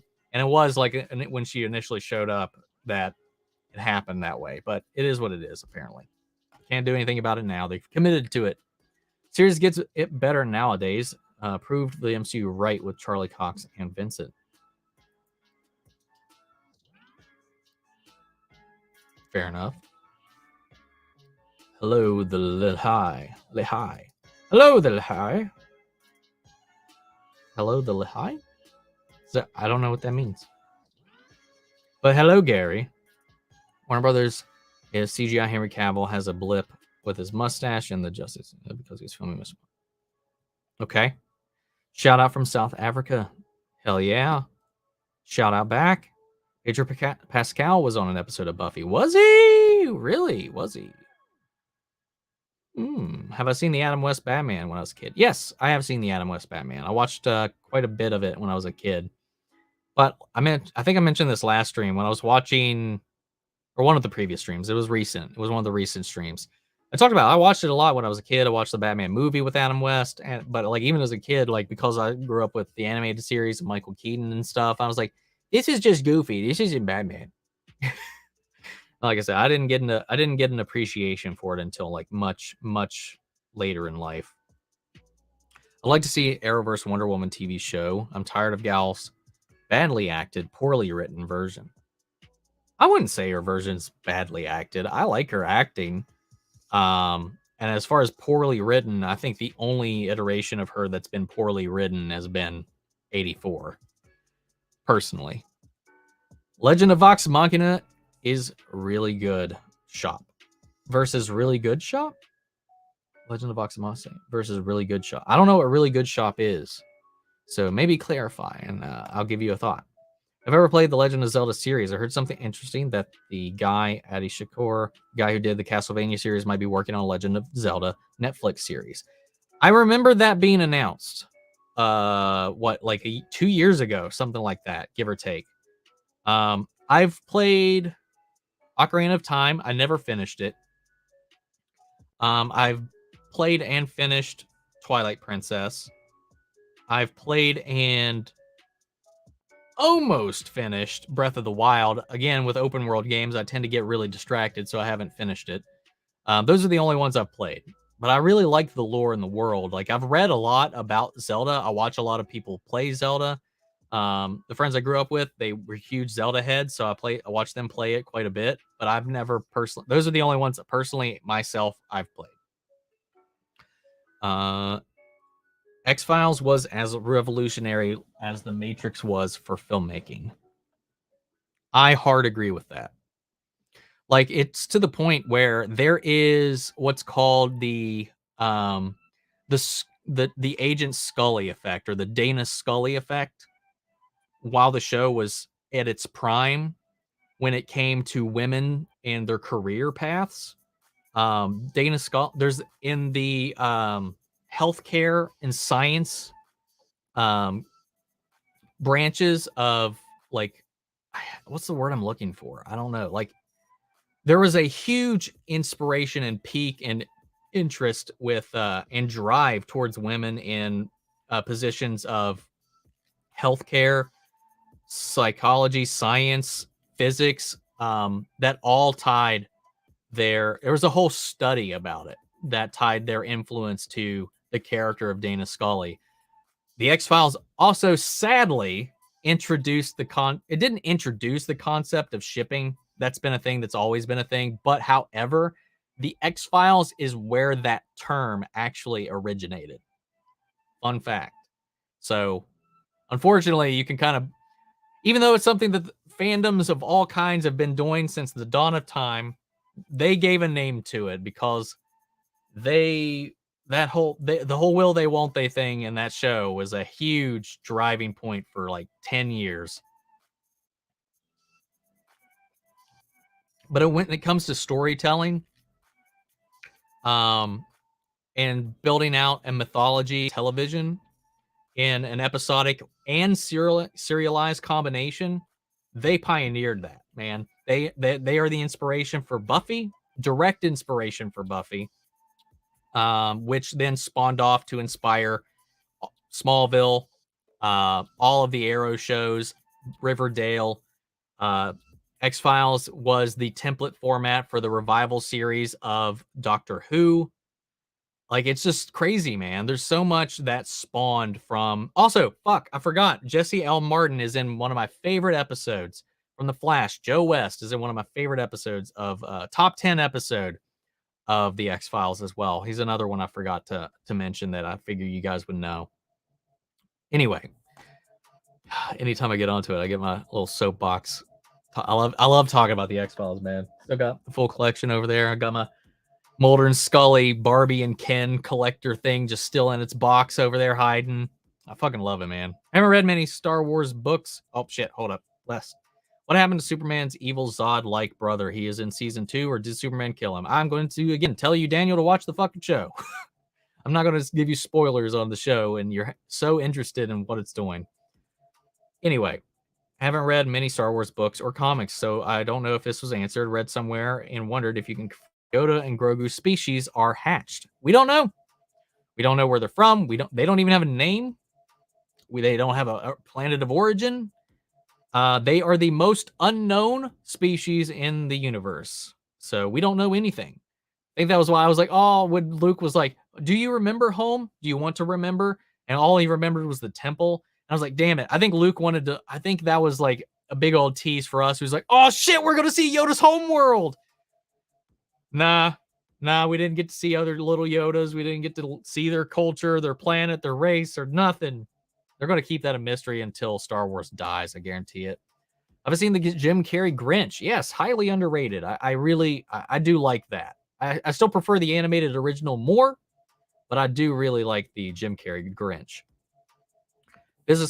Biggest mysteries on Superman and Lois right now are what Bizarro's necklace is and who was the lady talking to in the mines. Okay, I'd add that now. Like, what is this inverse method that Allie Alston is implementing with her cult to allow them to access, and what are they accessing with this drug? I think that's a good mystery, even though I think we know the answer, thanks to you guys and pointing out some really smart stuff here. I think that's a big part of it. But yeah, right now, what is Bizarro's necklace? Because like I was like, I know he's wearing a necklace before, but I don't recognize that. And when I was looking back on it, I was like, yeah, he does wear a necklace most of the time, but it's usually like just a piece of metal that says Bizzaro #1. It doesn't do anything. But this one clearly is trying to suck. When they come close together, Bizzaro and Clark, it tries to suck them in, it seems like. It creates a vortex around them. So I don't know what the hell that is. Who's Superman? He's Clark. Why do we love Superman? Because he's Clark. So yes, Tom did play Superman. Last season Smallville were basically Superman stories. Fair. That's a fair argument. I still don't. If we're talking purely Clarks, I would put him above Henry Cavill. Yeah. First time I saw Ryan Reynolds was a movie called Dick. I'm editing that in case YouTube thinks I'm calling you a dick. Kirsten Dunst and Michelle Williams take down President Nixon. Movies, man. What the hell? I've never heard of that. Batman is supposed to be... Whoops. I didn't even highlight your message. Sorry about that, Ragu. I got stuck just reading chat like normal. Batman's supposed to be super smart. Always just the brawler. And yeah, the Snyder Cut, we got his arc. I mean, Batman in this one was super smart. He did all that spy work. He helped Alfred build his own stuff. That was a big complaint that I had with the Nolan Batman, was that he was kind of dumb, and he needed help with everything. Like, aside from going out there and doing the work, he didn't really do much else. He relied on a lot on Lucius, which isn't a problem, but like Batman's ingenuity, his detective skills, all that we had showcased in BVS and the Snyder Cut. Not just the brawler aspect of it. I think he encompassed all of that. We saw his intelligence, we saw his ingenuity, we saw his keen eye, his detective work, his espionage skills. We saw elements of all of that. It was just kind of overshadowed by the rage. The fact that we can see Zack Snyder's Justice League and just what could have been is happy and a sad feeling. I agree. Have I heard of the Gotham Knights TV show? Yeah, we actually talked about it just a second ago, but I'm sure you sent that in well before I actually got to that response. So yes, I've heard about it. I'm a little shaky on the concept of it, though. Just like the son of Batman teaming up with all of the rogues gallery's children. Seems weird. I've seen Edward Norton's Incredible Hulk film. Yes, we've talked about it. I have seen it. I like it. I think that's my favorite Hulk film out of the two we've got, excluding the old stuff, which I haven't seen. Have I seen Tommy and Pam? It's fun, drunk watch. Lots of prosthetics. Still makes me laugh. It's on Disney Plus here. Disney Dong. Yeah, it's on Hulu here, I think. Maybe Heroes versus Heroes should just be a fandom thing. If it becomes canon, that one is better, then the fans will be more pissed than they usually are. Yes. That's why in most crossover comics, it's usually whoever was writing the comic, whoever is headlining the comic wins that fight. Or if it's a crossover thing, a lot of the time it's left very ambiguous. That's why, like, we get a call into question most of the time when there's like a third party becomes the person they target. So there's no clear victor. It leads the fandom to still have that debate, to still talk about it. And a lot of the reasons that a lot of the times Superman is still able to get the upper hand on Kara in the comics is like she has the higher physical potential because of her makeup, because of the composition of her body. She's an older Kryptonian. She hasn't been forced to restrain herself all her life to avoid breaking the planet she lived on. But she's not trained. She doesn't have control. Clark has control. He is trained. He's lived with these powers longer than she has on this planet. So he's more experienced, and that allows him to get the upper hand in a lot of ways. And most of the time, he's also got the limiters on his brain, making him weaker. So there's a lot of things you can always debate. There's not like a clear cut, eat it, shitbag, which is kind of what the show always seemed to kind of been doing for me. Did I see the Hulk 2003 film? I did. I fell asleep in the theater because that movie was boring as shit. Have I seen any of the Alvin and Chipmunks movies, the live action ones? Yes, I have. I've seen all of them. Did I like Jason Lee's performance as Dave Seville in the Chipmunks live action movie? In the first one, after that, he was definitely just there for a paycheck. Is kind of how I felt. Where is Here? That Disney Plus put Pam and Tommy on its service. Ireland. He's in Ireland, Amanda. That is crazy talk. So racy. Yeah. That's definitely not here. NBC Universal International, NBC Universal strike on Sliders. Back to Da Vinci Resolve I go.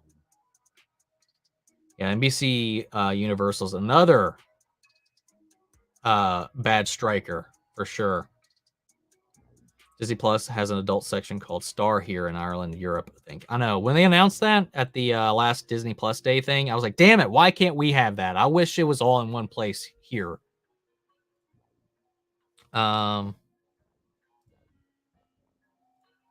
Let's see.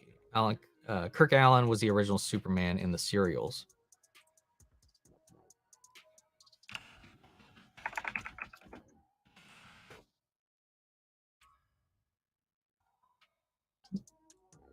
Was he George?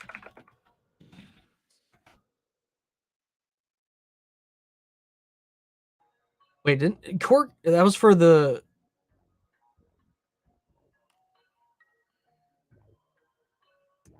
Oh, I guess you're right. I don't remember this one. Yeah, I know nothing of this dude. Of Kirk Allen, man. Oh, well, put him in there. Dean Cain giving his 2 cents on bisexual John Kent as the weirdest thing. I know he played Superman, but at least interesting Superman for me. Him acting like Superman Authority is kind of dumb as fuck. Yeah. I haven't seen much of Lois and Clark, to be honest, so I can't weigh on that too heavily as far as his portrayal. But why the hard feelings on Dean Cain? I think he was good for Superman Lois. It's his personal what's the word?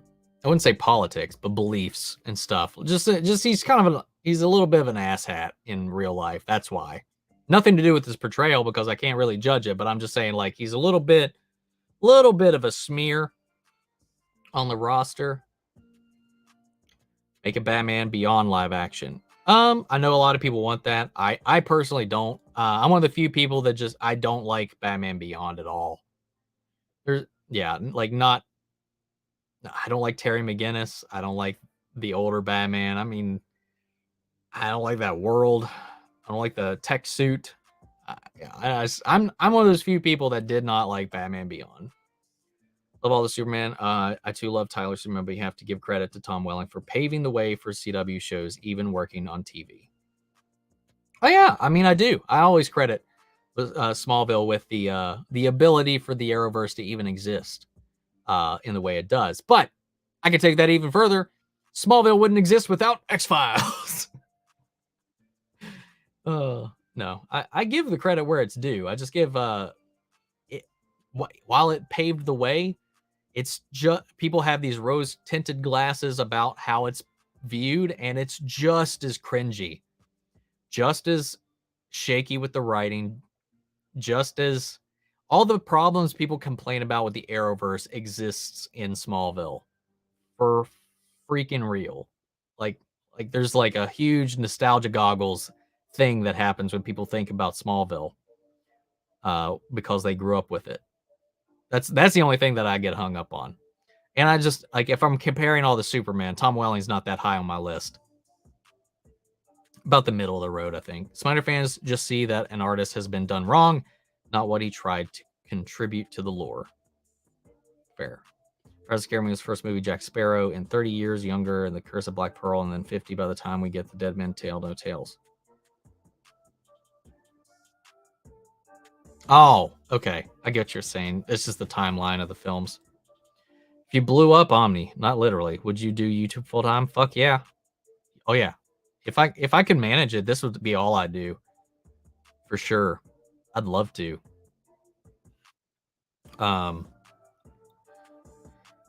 it's not as stable, obviously, because there's a lot of variables involved with it, but I definitely I would really like to. I mean, because I'd love to stream more than just once a week. I'd love to stream games. I'd love to watch other shows because there's just so many shows to watch. And I, with working a full job, 8 hours a day, separate from all this, like it is distracting. Like it's not. It just makes it difficult, man. If I could just focus on this, it would definitely. I would probably be way happier. But yeah, that's life, man. Got to go with the harsh realities of having to work yourself into the grave eventually. Did my first movie reaction the other day. Don't plan on doing much more for a while. They take a lot of time. I've done one on my own, and yes, it is appallingly tedious. Um, Depending on the length and the content of an episode, because sometimes there's clearly like a segment or section of some of the shows I watch or movies I watch where I don't have much to add or say, or I don't think it's interesting. So I can be like, I can remove that whole chunk. If something's interesting, if there's a lot of really interesting stuff happening, that means you have to be very selective and think about what you are removing and what you are taking out. And I try to think about how what I leave in still tells a narrative. And it becomes tedious, man. Like when it comes down to that, I've spent 8 hours working on one video before. Because outside of the recording, because it's the length of the episode plus my intro and outro, so that's for like an Arrowverse show. That's an hour that is dedicated just to the show, and then an outro and intro. Then I have to sift through that hour, which is easier than enough. It's not a true hour because there's like the commercials thrown in, but that's not the case for like the big streaming stuff like House Haunting on Hill House, which is just full episode beginning to end, makes it even more difficult. That's what Doom Patrol is also harder. No commercial breaks. But like, you know, that process can take in and of itself anywhere from 3 hours just editing, like 2 to 3 hours to edit. And like I said, on some cases, it's taken me like 6 hours to edit something. And then you have to render it, then upload it, which depending on the length of the video could take anywhere from 20 minutes to an hour because sometimes YouTube traffic comes into play and the uploads are just slower than molasses. I've had some uploads actually take 2 hours before they actually get on for like a 15-20 minute video, and it's fucking ridiculous because you have to wait for it to finish uploading before you can tell if your edit is good enough to clear the copyright system.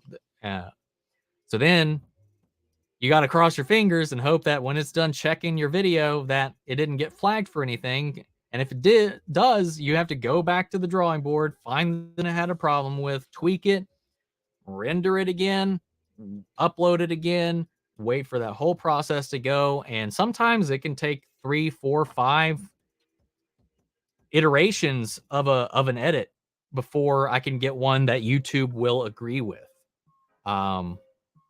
So it's, and like I said, like I think the longest time I've spent trying to get a video recorded, edited, and posted to YouTube was, it took me it was like 8 to 10 hours purely dedicated to trying to make this video public. It's ridiculous, man. Like that's one of the reasons why it's really hard. That's why like it's been a lot easier on me mentally lately that I've at least been able to ask for some help on some of these videos here as of late. So it definitely helps out a lot. And it's all really thanks to you guys. Like I said, with the super chats, it helps out because everything that comes to the channel through the memberships, the Patreon, the super chats, I try to funnel it into stuff that is going to go to the channel. Like I'm not blowing it on a graphics card, a new car, or anything like that. A lot of the time, like because it's still not enough, I'm still funneling my own personal money into a lot of these projects. A lot of that's what I use for expanding my system, my stuff, my equipment, and everything like that. But one day maybe we'll get there. I love doing it, and I don't care to do it. It's a hobby I like, and when I have a hobby I enjoy, I don't mind putting my own money and time into things. Hell, I've spent a shit ton of money on dice here lately for D&D because I've been fucking like craving it so hard. So yeah, man, I treat it like a hobby, and I love doing it. So, but there is like a stressful side of it that really makes it a little difficult sometimes. Sometimes I just want to go to bed, man. Sometimes I just want to sleep. My sleep schedule's all over the place because another thing with being a small channel, you don't have that strong built-in audience that like Blind Wave has, that they've got them trained for these weekly releases. They've got this dedication. We're like a baby channel over here. We're bigger than some, but we're still a baby channel. So like it's really important if we want to get to that point to get on top of some of these things. So like when a big show like Boba Fett comes out, Star Wars, something crazy like that, I wake up at 3 a.m., record it the second it drops, because it's 3 a.m. here. It releases 3 a.m. my time, Eastern Standard Time. So I take a nap, I wake up at 3 a.m., I record it, I edit it, and then hope that I can get it posted and accepted by YouTube in time for me to take like a 2-hour nap before I have to wake up for work. Anyway, done.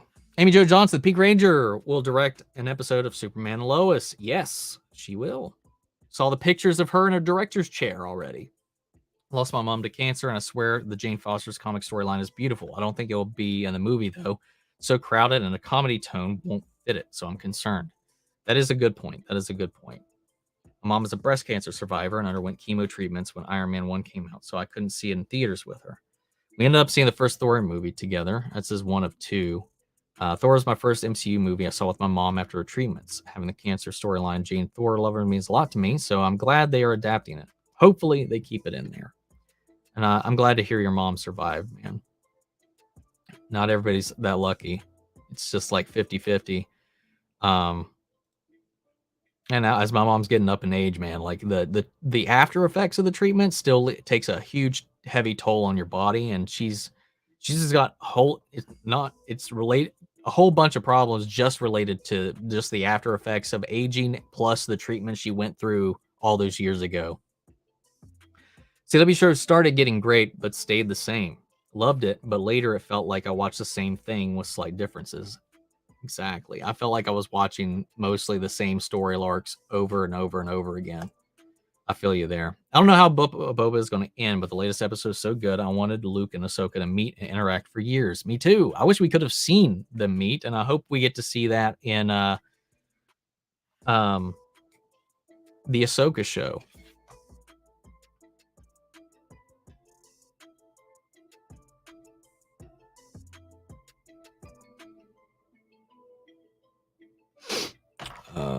Right. Thor was the first. Oh, I already read that one. CBS is like the CW in that respect. They still use laugh track sitcoms with low budgets, although their stuff is usually targeted towards baby boomers and olders. True. I mean, hell, they still make their capital that way. The shows are still wildly popular. Cavill was Marvel's Hercules. Pedro Pascal now wearing a helmet after Oberyn Martell in Game of Thrones proves he learns from his mistakes. Yes, he did. That's good. Natalie has said the cancer storyline will be in the movie. She did. I didn't hear that. That's cool. Amy Jo Johnson is directing episode 6. Elizabeth Hinchers from Agents of S.H.I.E.L.D. is directing episode 7. Cool. What characters would I like to see on the Gotham Knights show? Barbara, Dick, Tim, Jason, Damian. Just the Bat family. Maybe Duella Dent, but that's about all I would care to see. Looking forward to that Suicide Squad game. Got delayed a whole year. Still, even based on the last trailer we got, I'm still not really looking forward to it personally. We haven't seen real gameplay for it yet. 3 more months to go till Multiverse of Madness, unless they decide to do more freaking reshoots. Yep, here's the crossing our fingers. Oh yeah, Helena Wayne. I'd like to see Helena Wayne in there. Grayson, Huntress, Signal, Cassie, Kate Kane, a good one. Red Robin and others. Hell yeah. I like Gal Gadot's Wonder Woman. Like any other women, I cried when the first one, since it was the first time I think I saw a female superhero in a movie be so strong and awesome and not dependent on a male. Oh, I think that was the end. I thought that was going to continue. Yeah, man, I even found it powerful. I still tear up every time she takes up onto the no man's land scene. It's a really strong movie. I also like that she can be strong and compassionate. It's not like she's like strong and like just detached or unemotional. Like they don't shy away from, I don't know, her compassion. Like there's like a great blend, because I feel like that's also like kind of become a little bit of a trope. That we need like strong, emotionless women. I was like, I don't know. I like, while that's not a problem, but like I think I liked seeing her be, you know, a Wonder Woman. You know, I don't know. Maybe I'm not wording that right, but I think you all know what I mean.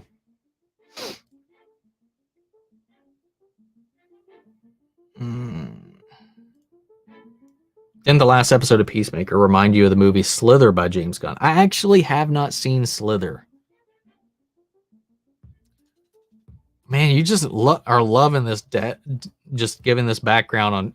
I think we've already talked about this once before, Donick, about the Pirates movies.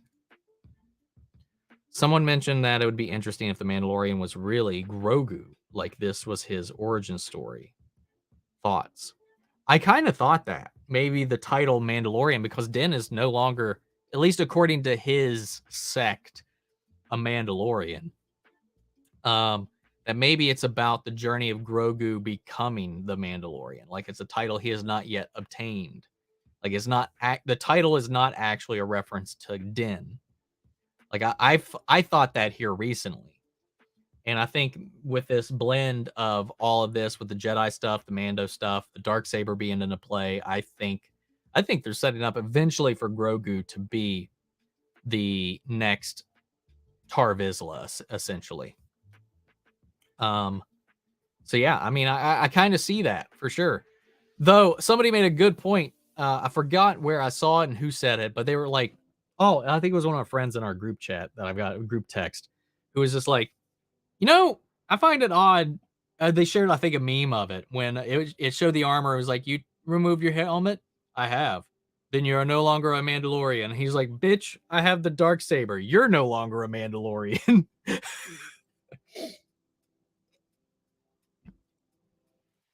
You're right. Bizzaro wears a necklace in the comics, and the writers Superman cleverly gave it a function, which we'll find out about in upcoming episodes. I'm really curious to see what it does. I'm thinking maybe it's like a Phantom Zone, like it's like a condensed Phantom Zone projector, or maybe like kind of like the glass that they turn into like in the old stuff when they get hit with it and just float around in space. Maybe it's like a gateway into the Phantom Zone. George Lucas knows Yoda's race, but he won't tell. Said he would never tell. Superman didn't kill his brother at the end of season 1. He's still alive. Don't feed Daniel information. Let him find out himself. Be hilarious if the son of Riddler is stupid, the son of Bane is weak, and the son of Mr. Freeze is a new Firefly. That would be fucking funny. I mean, kids like to rebel.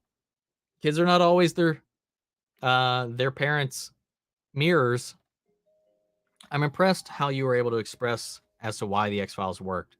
I just know about feeling a bit older and grew up with that, but I couldn't point out as clear as your history and knowledge. Thank you.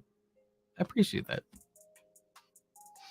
I was a late bloomer to it. I mean, it came out in '83, so I was 5. I didn't watch it until I was 14. I don't think I actually caught up with it and started watching it until I was like 14. And man, I was obsessed with it. Man, I love it so much.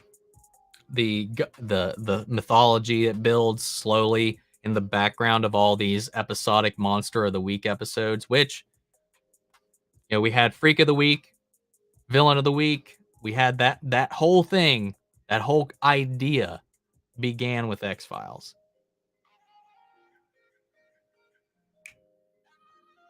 Anyway. They disrespected Batman to prop up Batwoman 2 in Crisis crossover. Why didn't they make Batwoman a paragon from the beginning? Why did they play with fans' emotions? I didn't feel that at all. I feel like Batwoman props up Batman. That's not even our Batman. That was an alternate version of Batman that went down a horribly dark path, became a very twisted person. That's not Batman. That's a Batman, but not Batman, because she holds up Batman in the Arrow versus Batman on a pedestal. Like, she looks up to him. She looks up to him as both Batman and as her cousin. She actively is talking about how he would know what to do here. He would be able to handle this. He would do all this. Like, I'm not him. And she struggles with that perception of being under his shadow and taking up this mantle and dealing with it. I feel Batwoman, at least season 1, because after season 1, since Kate's no longer in the picture, they stopped drawing any comparison whatsoever. In season 1, the show revered Batman. Revered him. Like I said, he was on a pedestal. They talked about him like he was the end all be all. It's only through Luke and through some other things that she learned that that he was as flawed of a person as anybody else. He made mistakes, but I feel like they respected Batman a lot. In especially season 1. James Gunn has some kind of fetish with putting things in people's mouths. Anyway, in my opinion, I'm not going to comment on that. In my opinion, Batman should have had a TV show before Batwoman. Makes no fucking sense. I mean, it's WB. You're not allowed to have Batman on TV. You're not allowed to have Batman. Disney owns the live action rights to Batman, so Warner Brothers can't even put visibly Batman on screen without some kind of bullshit with Disney, I think, right now, unless they bought the rights back. But yeah, Warner Brothers will not allow Batman to be on TV. That's why Gotham could not show him until the very last image, but they never called him Batman. They never referenced it. We never actually saw the full suit. That's not allowed to happen. We're allowed to, now on these other shows, we're allowed to show Bruce Wayne. We're allowed to talk about Batman, but we can't see Batman. If we do show him, it cannot be clear cut. It cannot be in person. It can't be incomplete. That's why we saw just the suit, no Batman in the suit in Batwoman. That's why in Titans, we never actually see him in the suit, except for in a shadow. Warner Brothers won't let that happen. As well as I believe they can't legally show him on there right now. You can watch Disney Plus Canada and Ireland with NordVPN. Last time I tried to load the Canadian Netflix through the VPN, it was so slow I couldn't get it to actually load. I have to try it again lately because I think they improved that a little bit. What's up, Elisnari? If you were able to go from timeline to timeline and pick which timeline to settle down in, would you pick the downfall timeline or the OG timeline, Zelda timeline, the adult timeline, or child timeline? I mean, they're all pretty fucking terrible if we're talking about living in them. Probably Breath of the Wild, man. I feel like that's my favorite world of Hyrule that's been built out. Captain Jack Sparrow is basically the same age as he was in Dead Man's Chest, about 40. Fair enough. Pirates of the Caribbean, Dead Man's Chest, and World's End were shot back to back. Yes, they were. Don't like Batman Beyond either, but it's coming, and they will milk the cow like butterflies do. At least we throw in it. I don't think that's coming. Keaton is being set up to. He's going to be Batgirl's mentor. Like he's not mentoring a Terry. And from what we've seen from Batgirl, it's she's going to be under his mentorship. That's my vibe. I don't think they're setting up a Batman Beyond, personally. Heroes versus Heroes is tricky. I think DC and Marvel in the 90s was an online vote. Marvel had more readers at the time, so they beat most. Some. Superman still barely. I don't think. What did my favorite panel from Amalgamation, like when they did that, was his fight with the Hulk. When he just stood there and let the Hulk beat him until the Hulk got tired and reverted back into Banner. It's hilarious. And that's what's your job. Sorry if I shouldn't ask. No, it's fine. I do technical support for a supply management application that some what's the word I'm looking for? Hospitals use, like to manage like their stocks and stuff like that. So it's like a bunch of databasing and log reading and troubleshooting and what's the other word I'm looking for?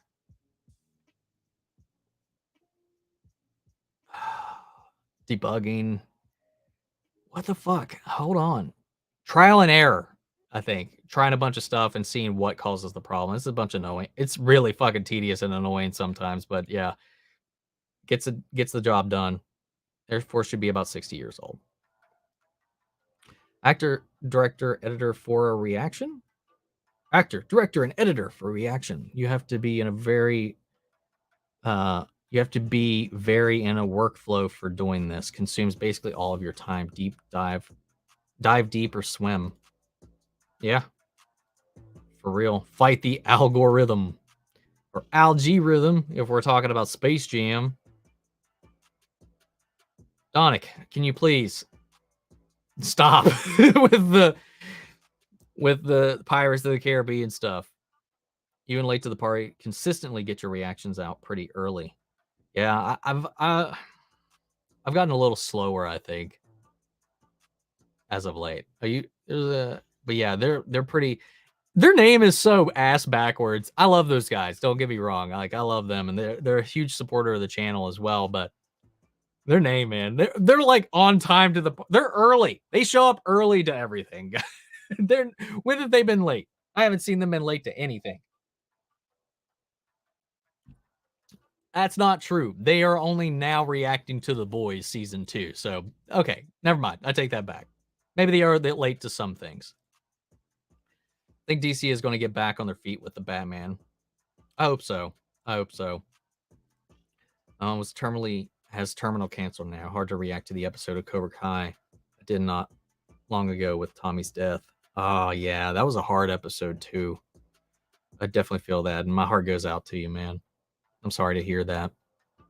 Love Clancy Brown as Mr. Krabs. He's also the voice of Serta in Thor Ragnarok. Yes, he is.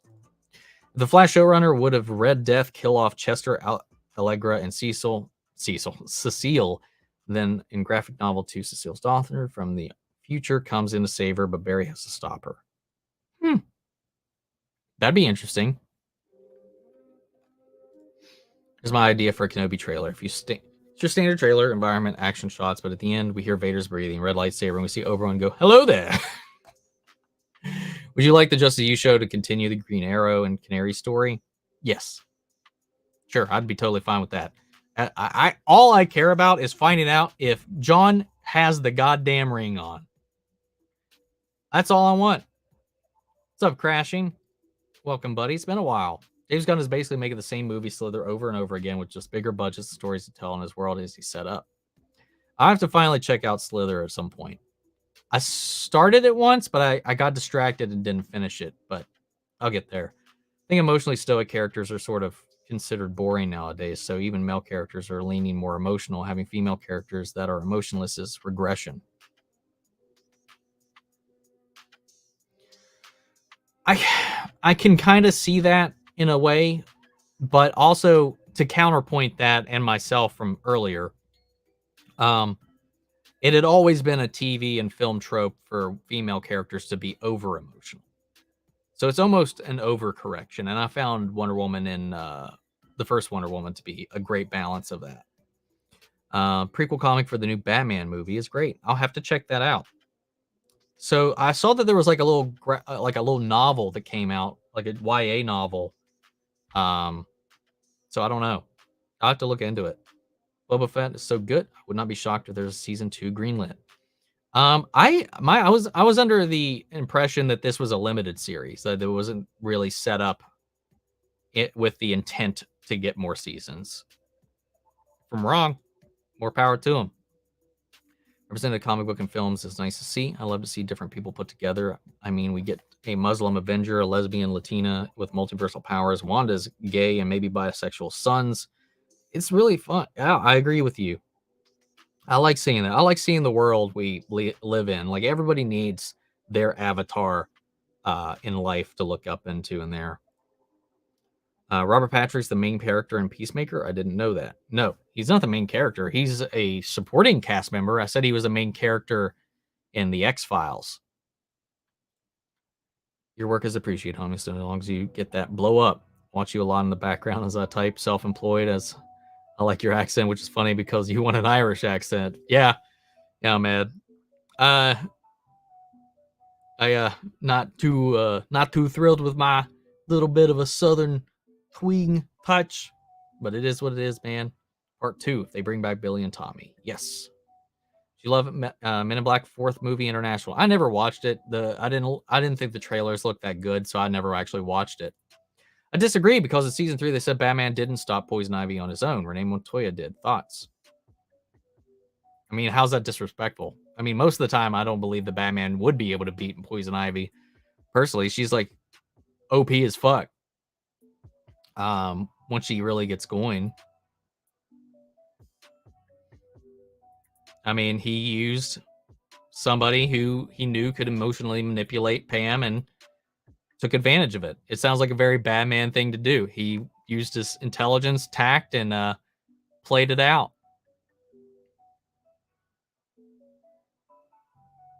Poison Ivy arguably is his most dangerous villain. Here's Reforged channel. Can you make a contact with them? I know it's off topic, but can you join them in reaction videos and maybe react to Superman and Lois? I mean, I haven't talked to any of them. I've watched some of their stuff, man. I wouldn't be against a collaboration. Love those guys, but like, I mean, I could always try. I'm always like sketchy about reaching out to other creators and be like, especially the bigger ones, because I don't want it to feel like I'm trying to like piggyback off of anybody or anything like that. I know the rejects have helped us a lot, but you know, and it's appreciated. Don't get me wrong, but I don't know. I feel weird going out and like be like, hey man, would you like to do a thing? I don't know. It feels weird. I would have a villain burn down Central City Citizen Media, and then Iris goes to work at the Daily Planet. And Metropolis Flash takes her to Metropolis to work every day with super speed. I don't need that. I'm fine with what they've got right now. Thor: Love and Thunder, can't wait for. Just an S there. Read Hulk versus the Evolutionary. I couldn't think of how this actually could make it into movies. Just great. No, I meant they would do Batman Beyond at some time, even without Keaton. Okay, fair enough.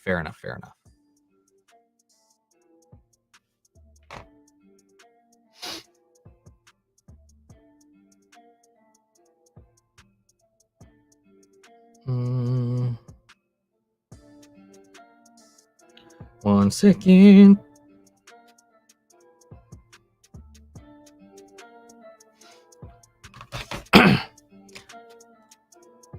Saving money is so freaking hard. I have to save all my money every month. Can't even spend a cent starting this month because I need to get another Shih Tzu puppy, a black and white one. Oh, good luck with the hunt, man.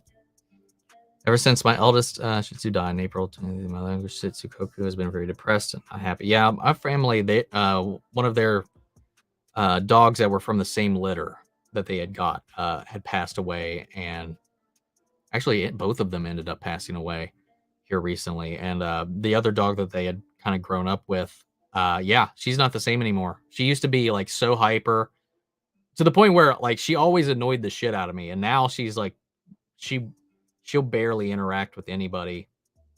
She's not as vocal as she used to be. It's like it's sad, man. College time is time consuming, but almost time for the Batman. Hell yeah. Hope college is going well for you, man. John Diggle Green Lantern is the biggest TV mystery at the moment. Yes. I need it to happen. Big news. We got a kick-ass reboot coming with Matthew Vaughn in like 2 years. He said it's going to be fucking nuts. Can't say it. Interesting. Slither with Nathan Fillion and his buddy Michael Rooker. Cool. Is the Yellow Mist just a strength enhancer or everything enhancer? I thought Jonathan's vision would actually be dormant powers activating. No, it's X kryptonite. It's powdered X kryptonite that they're snorting. That's giving them abilities. I think it might activate his powers innately because he is half Kryptonian.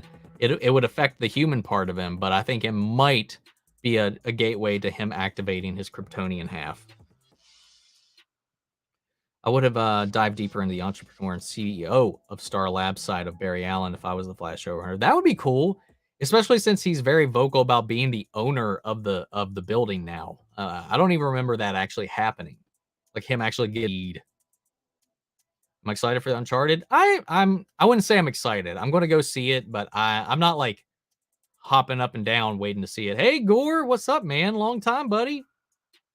Just wanted to stop in and say hey. I really appreciate that, man. I hope you're doing well. I don't know if you're still here by the time I finally got to your chat though, but I really appreciate that, dude. Hope you're doing good. Saw you've been on the grind for those game reviews. Probably do more darker shit in the original comics. Actually, I watched a video about why WandaVision's Wanda is apparently a gay icon. That was fairly interesting, although I'm not sure I agree with everything. I don't know how she would be. Like her sons, particularly Billy, is. I don't care if I become skin and bones. I'm not spending a single cent this month or any other thing. Save money enough for a black Shih Tzu, and also I got to get a PS4. You can do it, man. I'd love to see Momoa in Fast and Furious. We're getting Momoa in Fast and Furious. He just got announced for the next one, for the new one coming out. Suicide Squad kills the Justice League, delayed to 2023. Yes, it has. We actually mentioned that earlier before you showed up. But yeah, hopefully they improve the fuck out of that game and actually show us gameplay. I've not played games for 5 years. PS4, Nintendo Switch is almost gone. Next gen is coming, and in my opinion, this stuff went with N64, GameCube, and PS2. I mean, there was some gold back then, but I definitely think gaming has evolved and my taste has evolved as well. It's really hard for me to go back and play old games anymore. Spoiled in that way. I want to see a Duke Nukem in the DC television show and movie. Okay, that's weird. That's odd. Do you have any favorite comics that stand out? Not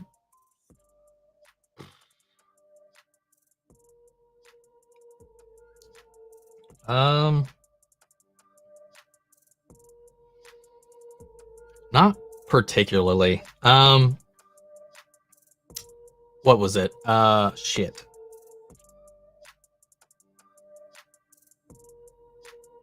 Fuck, what was it called? The Superman story where he died from overexposure to sunlight.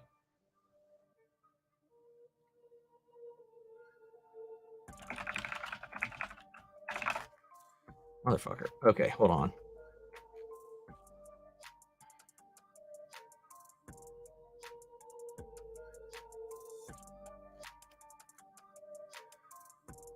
All-Star Superman. I really liked All-Star Superman. I really liked All-Star Superman. I think that was a good story. But like I barely have time to keep up with the comics, so aside from like the big iconic kind of runs, I mostly read about comics because it's just such a money and time sink to keep up with them all the time. I usually will just catch up on what happened rather than actually reading them. Dude, you're the best. Thanks for being so patient, sweet. Love you, bro. I appreciate that, man. Love you too. Love you all, you guys, man. XK is basically Krypton cocaine. Except that it actually doesn't work on Kryptonians. Which is why I stand by my theory that it will work on Bizzaro, and he's going to go back into that cave at some point this season without the containment suit to protect him from the effects. And he's going to absorb all of the X-Kryptonite, the raw X-Kryptonite crystals, and he's going to become Doomsday. That's my theory. You're right. Poison Ivy is Batman's most powerful villain, but I need Batwoman to reference him every episode and put respect on him. I mean, there's no reason to mention him every episode, except for every time this season they've been like, how did Batman beat them? Because we need to try that again. Because they're all just like trying to replicate what he did the first time around. So, I mean, this season they've definitely done I feel like they've done a pretty damn good job this season. And season 1, like I said, it held him so high on a pedestal, man. Like, I need Batwoman to talk about how great he was. Maybe go visit Alfred for advice. I mean, we got a lot of that already in season 1. I don't know. We need to keep doing that. I mean, they keep bringing him up, and when they do, it is in a pedestal kind of way. So, like, I don't know, man. I don't know what you want, man.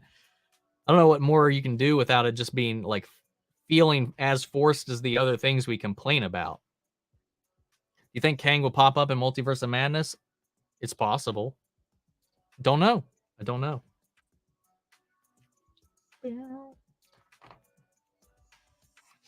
Don't know. Billy Wiccan and Teddy Hulkling is my favorite comic couple. Hope Kang shows up in Multiverse of Madness. What do you think of Gotham Knights getting picked up from CW? I'm not a fan of the premise, but I will give it a chance. I would love to live in Downfall timeline, the timeline where Ganon killed Link and took the Triforce. The time was full of monsters, the rivers where I pop out of the water. And why would you want to live there, though? That's awful. That's a terrible That's a terrible place to live. Attack people passing by. It's a creepy time. Why would you want to live there then? I don't understand what you're talking about, Daniel. Why would you want to live there? Do you even know what is happening with the CW, like the network? Not really. Not really. Azrael needs to join Batwoman season 4. He trains Luke. Oh, that would be so cool. Dude, yes. Can we get Azrael, please?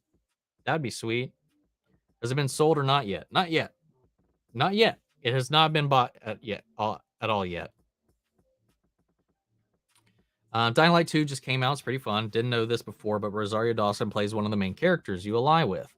And 2 of the villains are named Cook and... I can't say that on YouTube. I'll get demonetized. Jordan Kent here, guys. Yeah, Omni, do you think Jordan will develop X-ray vision since he has the other powers? I have to imagine eventually he will. I have to imagine he will at one point or another. Billy is awesome. My niece recently came out, and as they're both MCU fans, she was gifted my Young Avengers collection. Love that girl. She likes comics now too. Aw, carrying on the legacy. Good job, man. That's awesome. Single issue comics are annoying as fuck. Bring back volumes. I can feel that. I can feel that. Kang interacting with Strange would be amazing. Those actors are awesome. Those actors are amazing. Both characters are so smart and arrogant. It'd be a great interaction. It would be a great interaction.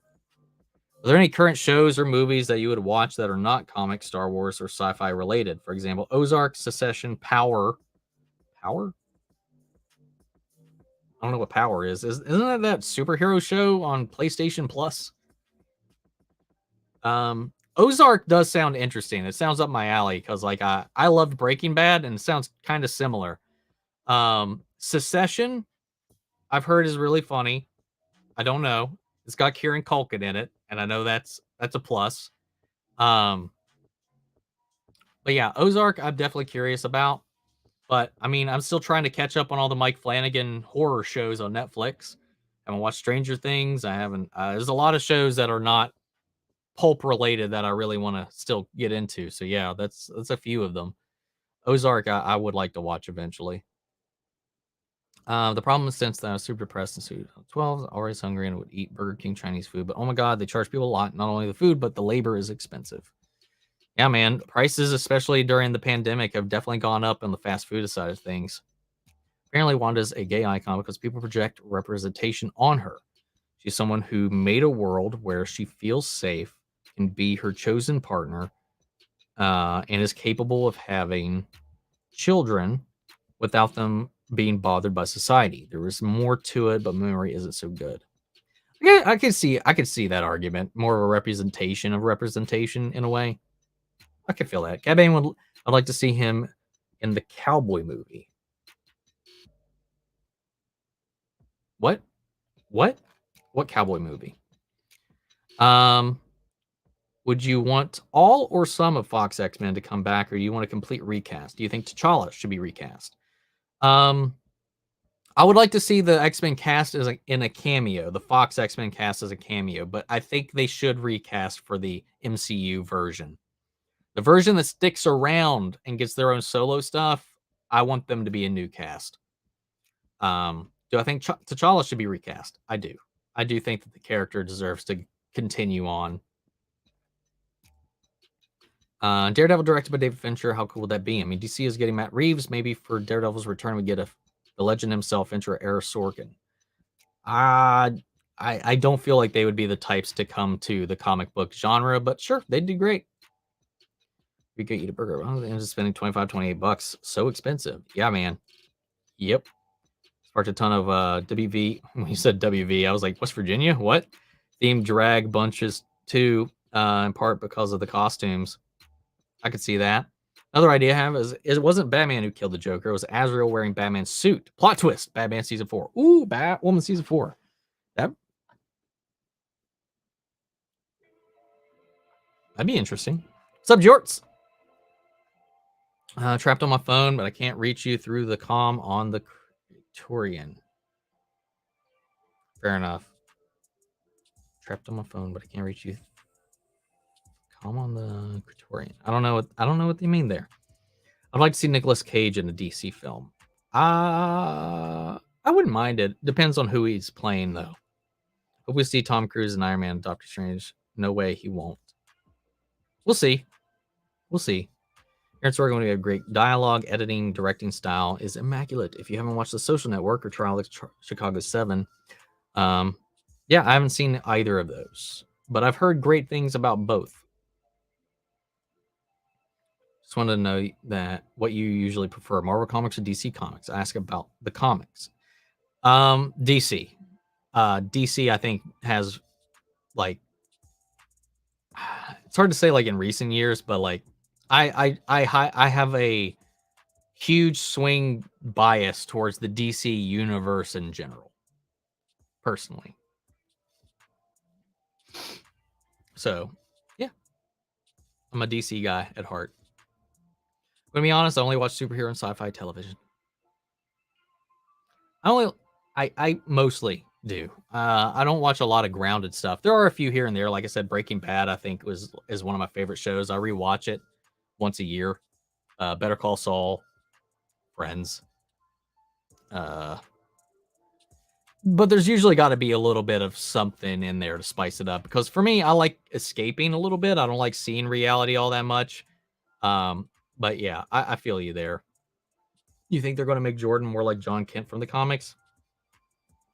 Yeah, I definitely think, especially after this last episode, they're going to be setting him up to be this universe's Superboy. I don't know. Who knows? Maybe John, after this XK inhaling thing happens, maybe it'll activate his powers and he'll be more Kryptonian.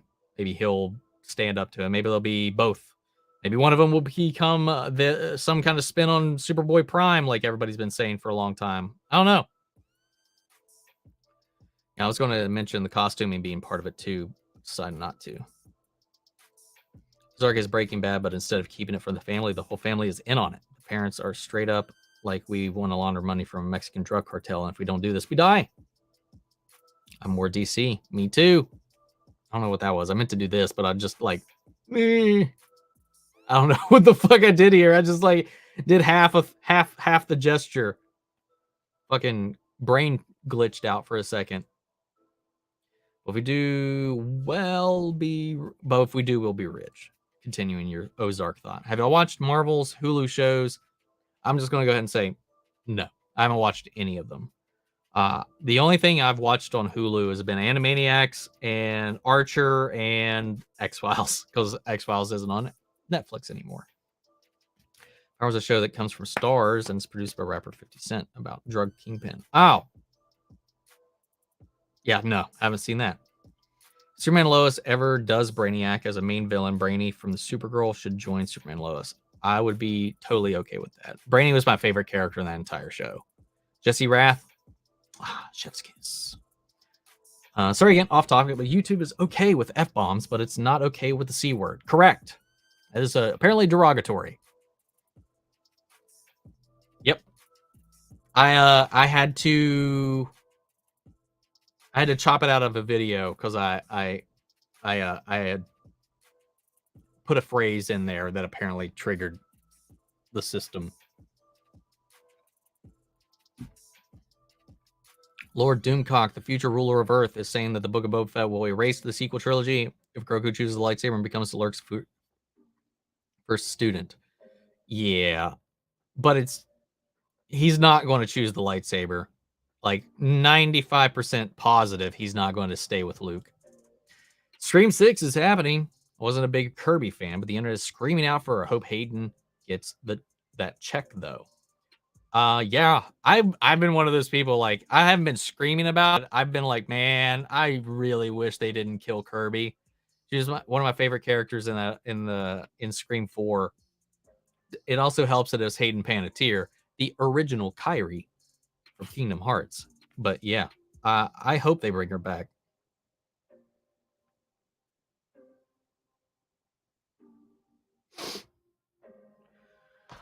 Oh, do you think that we'll see Ben Affleck and Henry Cavill in the MCU? Ben Affleck? No, never. I don't think I wouldn't say never, but right now he doesn't want to do anything related to something that has a fan base. So I highly doubt it. Cavill has expressed interest. We might. And I think we will also see Hugh Jackman cameo in Multiverse of Madness. I think it's highly likely and probable we might. You think Spider-Man 2 will have a co-op option? I hope so. Well, I don't know if I hope so, because the co-op and what is normally a great single-player campaign can take away from it. If they do, I hope it's really well done, but it always stresses me out when they do stuff like that. It works in like FPSs and shooters and stuff, but like open world stuff like that, it can be very sketchy. I would almost prefer you have two separate storylines dedicated to each individual character that we follow and play separately. But if they do it, do it. Bring back Lord Palpatine. Well, we're in the past and he comes back in the future, so yep. Would you rather have Doctor Doom and Galactus as Fantastic Four villains or Avengers threat? Doctor Doom, I'd be fine with being the first Fantastic Four villain. Galactus, I think, should be an Avengers threat, though. I just want Moon Knight to do the random bullshit go meme in the series. That would be funny. As much as I love Jackman's Wolverine, not entirely sure how I feel about raising him back up for Multiverse of Madness. I can respect that. It's still Jorts you're talking to. Couldn't recreate my YouTube channel. Oh, okay. I was so confused. You were on the wrong account, so you had to sign into the other one. Gotcha. Nick Cage can be Spidey Noir, and the Multiverse Marvel gave him some cash. I'm down with that. Ben Affleck in the MCU now, that would be funny as hell. He's already said he's done with comic books because of Warner Brothers' treatment of Zack Snyder. That is not true. Also, I don't know if he wants to be in Marvel after DD03. Yeah, no, the treatment of Zack Snyder has nothing to do with him not wanting to be in comic book stuff. My top 5 characters from Supergirl who need to appear in Superman and Lois: Jimmy Olsen, Lex Luthor, Supergirl, Martian Manhunter, Legion of Superheroes. Lex, Martian Manhunter, and Supergirl I would be fine with. Jimmy, I'm whatever about him popping in, and Legion could be fun. Legion could be fine. Give us a 5'2" Wolverine. A short people need someone to look up to. No pun intended. Hell yeah. Shout out to all my short kings out there. If they erase the sequel trilogy, it will split the fan base even more and it'll alienate the sequel trilogy fans. Yeah, there's no fixing it. There's no truly going back anymore. No matter what you do right now, you'll upset somebody. The only thing they can do is double down, do what they did with the Clone Wars for the prequel trilogy, and try to do their best to get people to maybe eventually turn around on how things eventually turn out. Because the problem is we didn't see the transition. We don't know what happened, transpired in the many years that we skipped.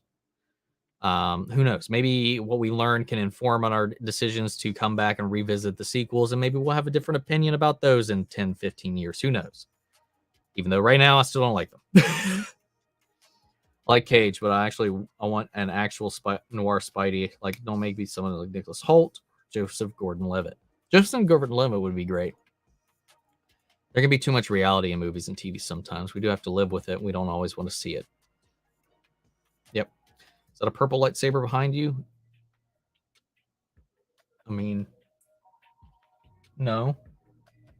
I mean, there's a lightsaber behind me. It's not purple. The blade isn't in it, but it can be purple and red because those are the colors that Darth Revan used. He had one red, one purple lightsaber, and that's his hilt. Also, Deathstroke actor from Titans is in season 1 of Ozark. Well, that's cool. He has Revan's lightsaber. Yeah, it does. Top 5 characters Lieutenant Anderson could turn out to be at the end of the episode. Captain Atom. That would be a Metallo. Ooh, Cyborg Superman. Ooh, Major Force 5. Oh! Any one of those would be an interesting little twist. What's my favorite DC animated show? Mine are Justice League and Justice League Unlimited, the Batman, Teen Titans, Batman the Animated Series. Batman the Animated Series. I think next on that list would be Teen Titans, but Batman the Animated Series is the GOAT. Favorite Funko Pop ever released?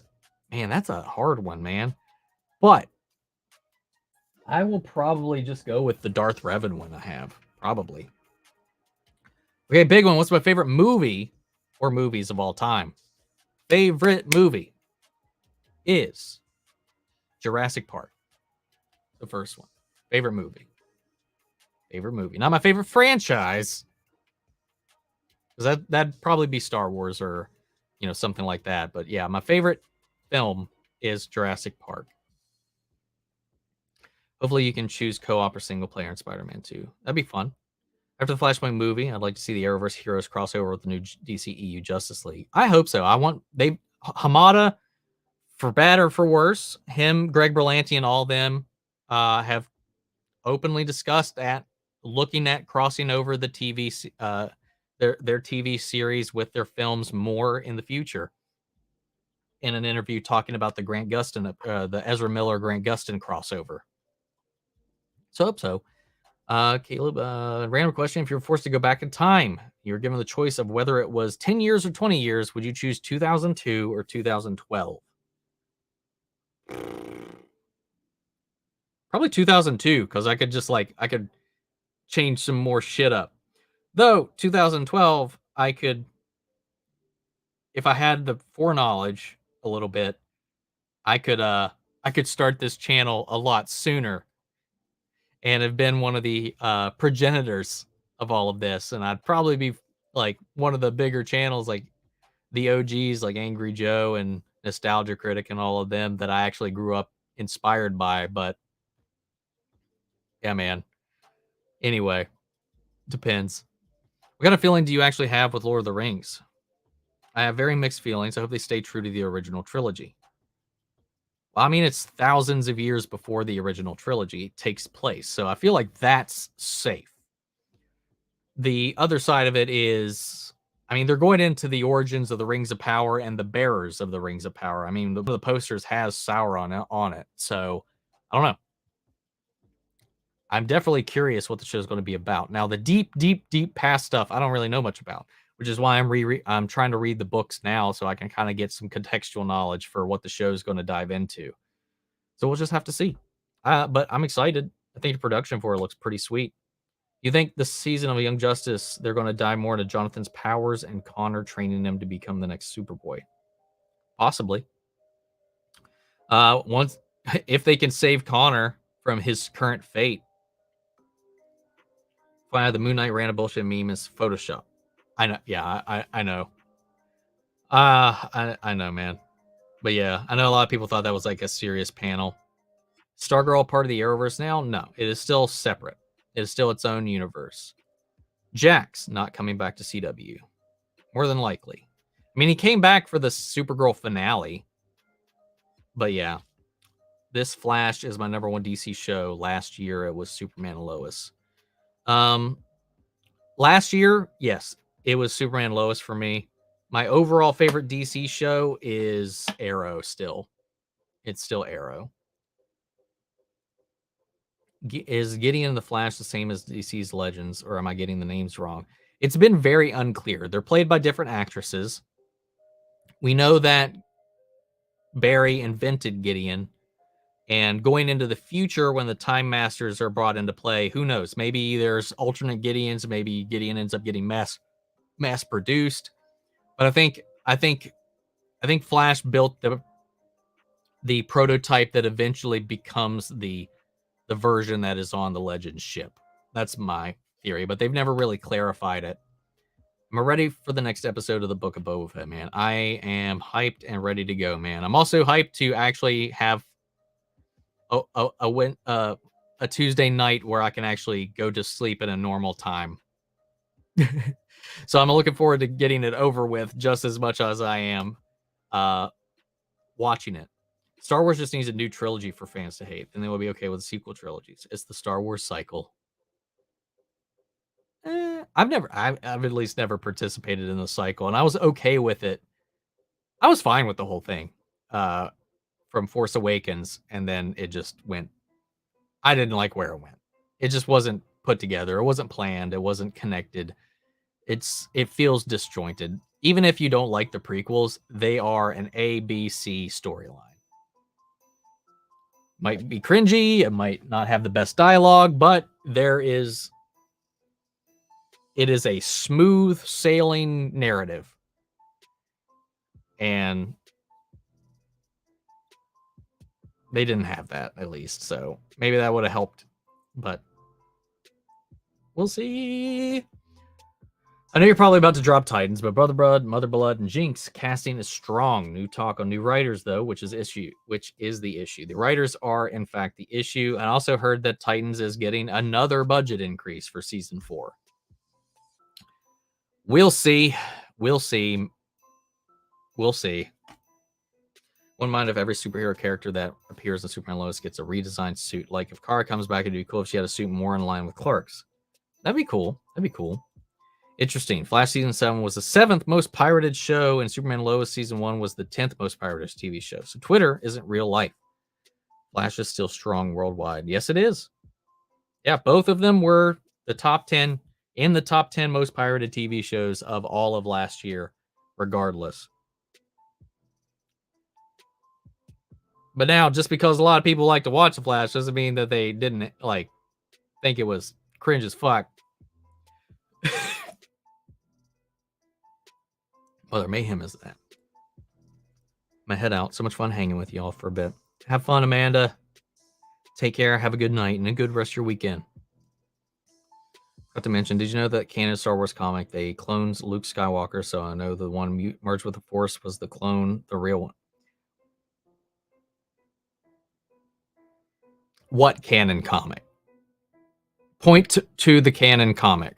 in which there is a clone to Luke Skywalker.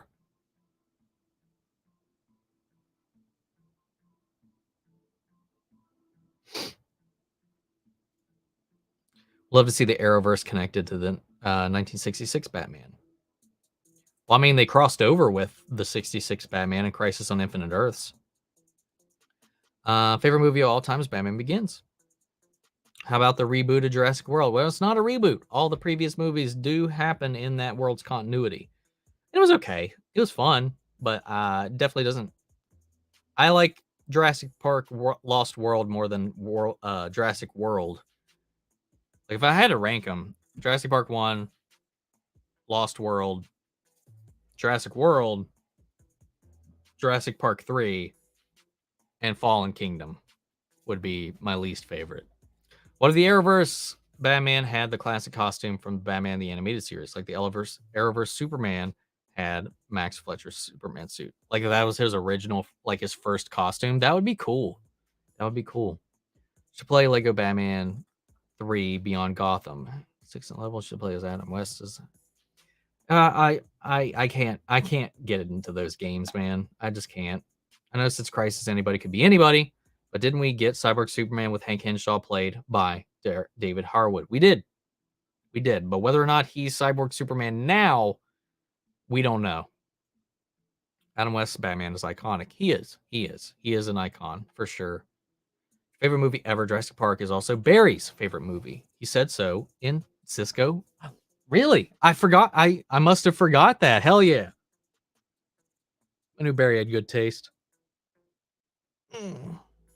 I'll choose 2002 because I want to buy GameCube games like Luigi's Mansion and Metroid Prime. You can still do that. Lego actually made Lego Batman the 66. That's one in 2016, 2020. Cool. Top 10 DC TV shows of all time. Flash, season 1, 2. Arrow, season 1, 3. Oh, sorry, 2. Season 1. Arrow, season 2. Flash, season 7, 2. Oh, you're just doing individual seasons. Because you got Flash on here twice. Arrow on here twice. That's not really TV shows rankings. That's TV seasons. That's way more complicated.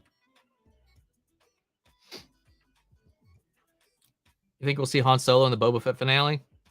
I don't know why we would, honestly, but I mean, we'll see. I don't think so. I know that's been a rumor, but I doubt it. I have to confess that I'm absolutely not a Star Wars fan. After working for Marvel and DC for years, I'm 90% just happy with superheroes. Fair enough. Thoughts on Donald Faison being cast as Booster Gold in Legends of Tomorrow? I mean, it's definitely an interesting out-of-the-box choice, but you know, we got two former Scrubs actors in the Arrowverse now. So one is, well, they were the couple in Scrubs, man. We got him and Judy Reyes in the Arrowverse right now. We got Carla and Turk. She's playing Kiki Roulette, the Joker's gadget maker, and now I guess he's seemingly being hinted at playing Booster Gold for Legends of Tomorrow. Should they get greenlit for the next season. The sequels are not planned as planned as the prequels. J.J. Abrams is hit or miss for me. I worry about him maybe touching Justice League Dark. Me too. He's great at setting things up, but he's not great at following through on things. He's not confirmed to be playing Booster Gold. No, but the article announcing him being in it did say have Gold and Boost heavily accentuated. So, I mean, it's most people's guess. Most people were assuming they're hinting him up being a Booster Gold, but we'll find out for sure. I'm excited for Deadpool 3 if it ever gets made. I just want to see Deadpool Wolverine team up on screen. Me too, man. Me too. I'm out. Midnight here. Have a good night. Sunday, Omni, drink more wine. Thank you, man. Have a good night and a good Sunday as well, man. I've never watched Smallville, Doom Patrol, so that's why those shows weren't in my ranking. Also, my ranking was live action only. Didn't include animated. Also included 2 shows twice. That's all that confused me about it. All the shows we need a budget increases. The Flash, it's only so good right now. Imagine how good it'd be with a bigger budget.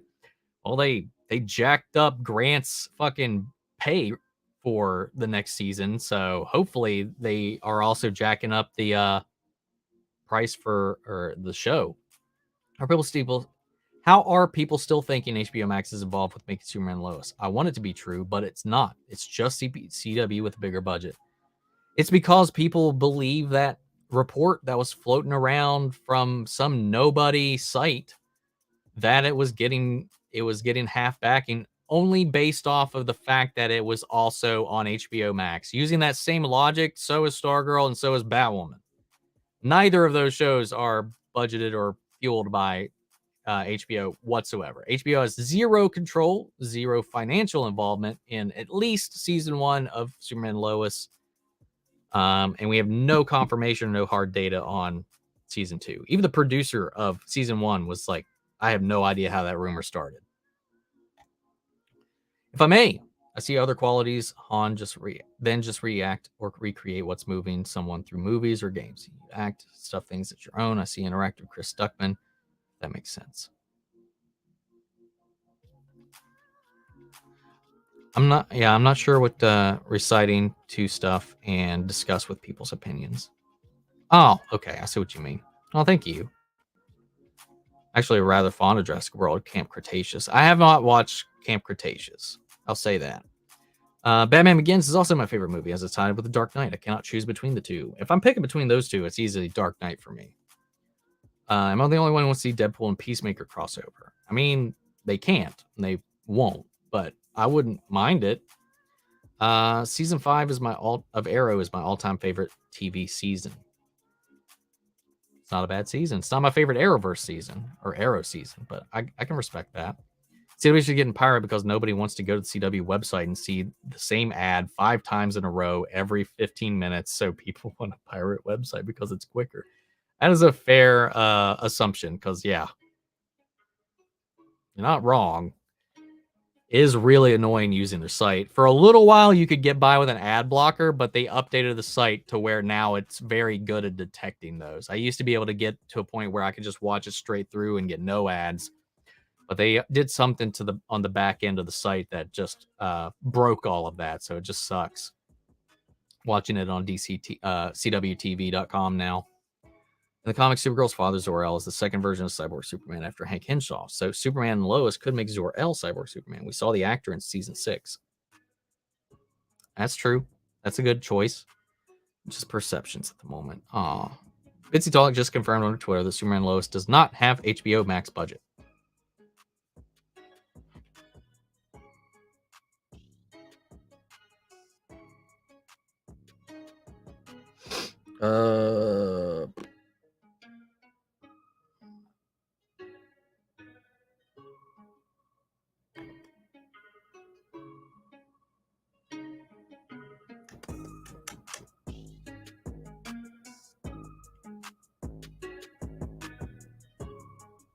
I don't know about just, but I'm in January and I haven't seen anything yet.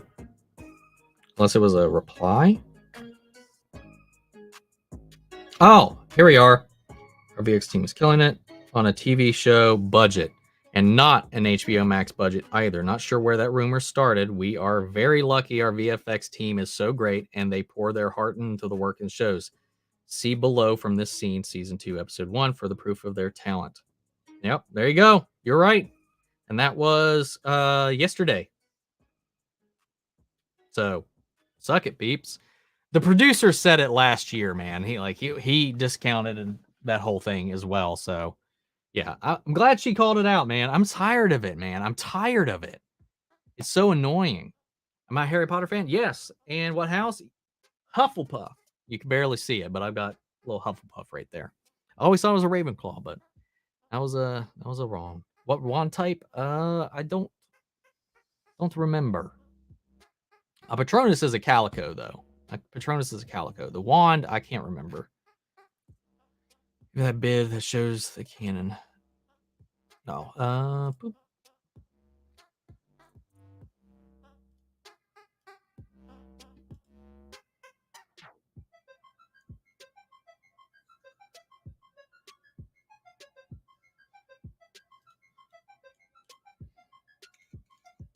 What the actual fuck?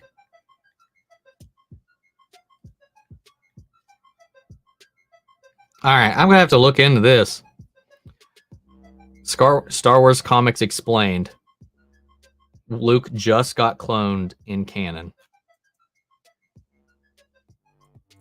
I have to look into that. There is a comic.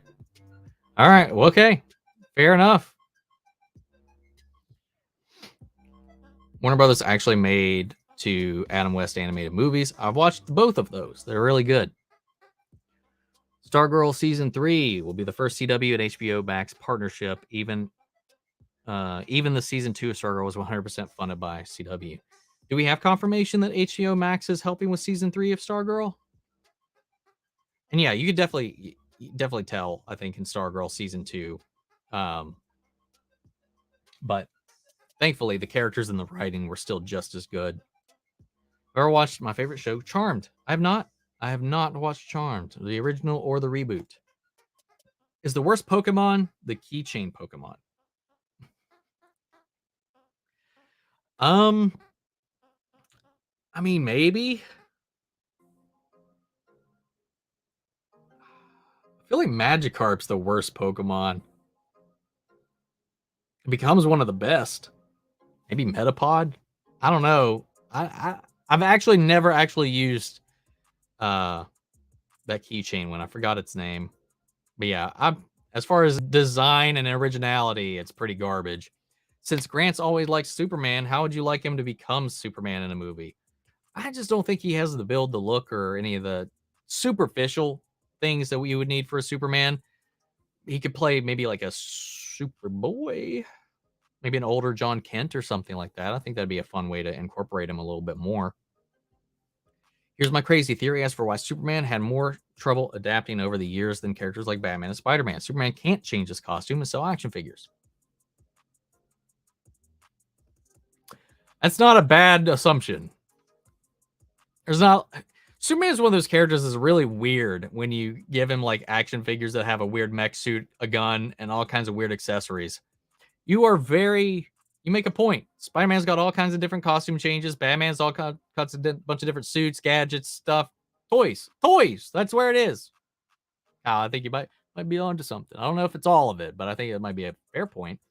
I'm just waiting for a Smallville revival. I know an animated project with Welling and Rosenbaum is in the works, but I wouldn't mind a one-season revival picking up where Crisis left off. And Welling at least has said he'd be willing to don the suit if it was in the Matt Reeves Batman universe.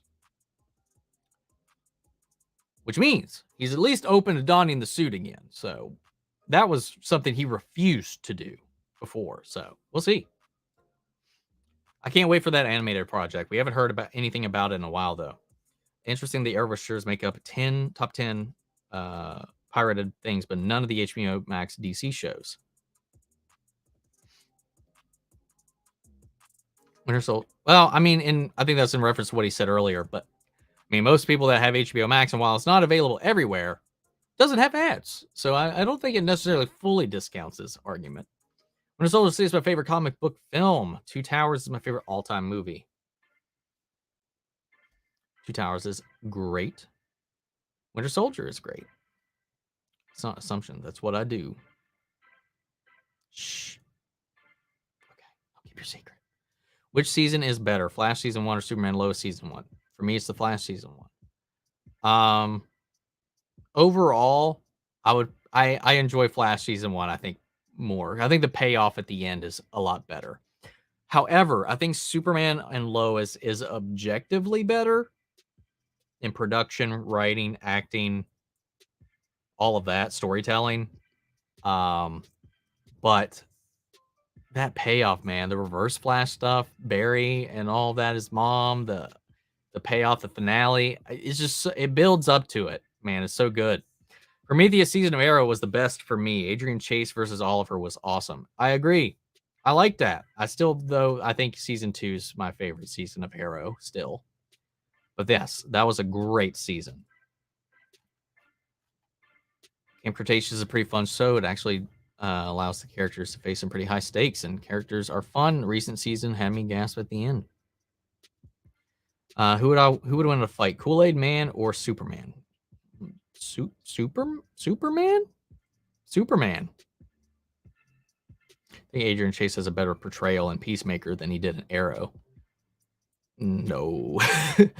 Arrow 100% did it better. I mean, the version of Vigilante in the thing is, Adrian Chase was a completely brand new persona in the Arrowverse. There was somebody else that was the Vigilante. But your average Vigilante fans are not happy with how Adrian Chase is in Peacemaker, because he's a very different character in Peacemaker. And honestly, he's starting to get on my nerves in Peacemaker, to be honest. Adrian Chase is way more accurate to his personality in Arrow. But yeah, I mean, it's just what your flavor. I mean, they made him in Peacemaker pretty much just like dumb Deadpool. Favorite movies ever are The Godfather Part 1, Spider-Man Part 2, and The Dark Knight. I know it's a weird list, but I love them. They are the number one for me. And how do you rank these three? I have not seen Godfather, any of them. And I like The Dark Knight more than I like Spider-Man 2. I feel like the Boba, the Book of Boba was someone's first introduction to Star Wars. They would be like a lost puppy. For sure. 100%. If you don't know the context, Snyder fans were trashing Superman Lois as Bizzaro, comparing it to The Man of Steel, so fans tweeted about Bitsy. The Superman Lois is a TV show, not an action movie. Yeah, I didn't look into the actual tweet that started that.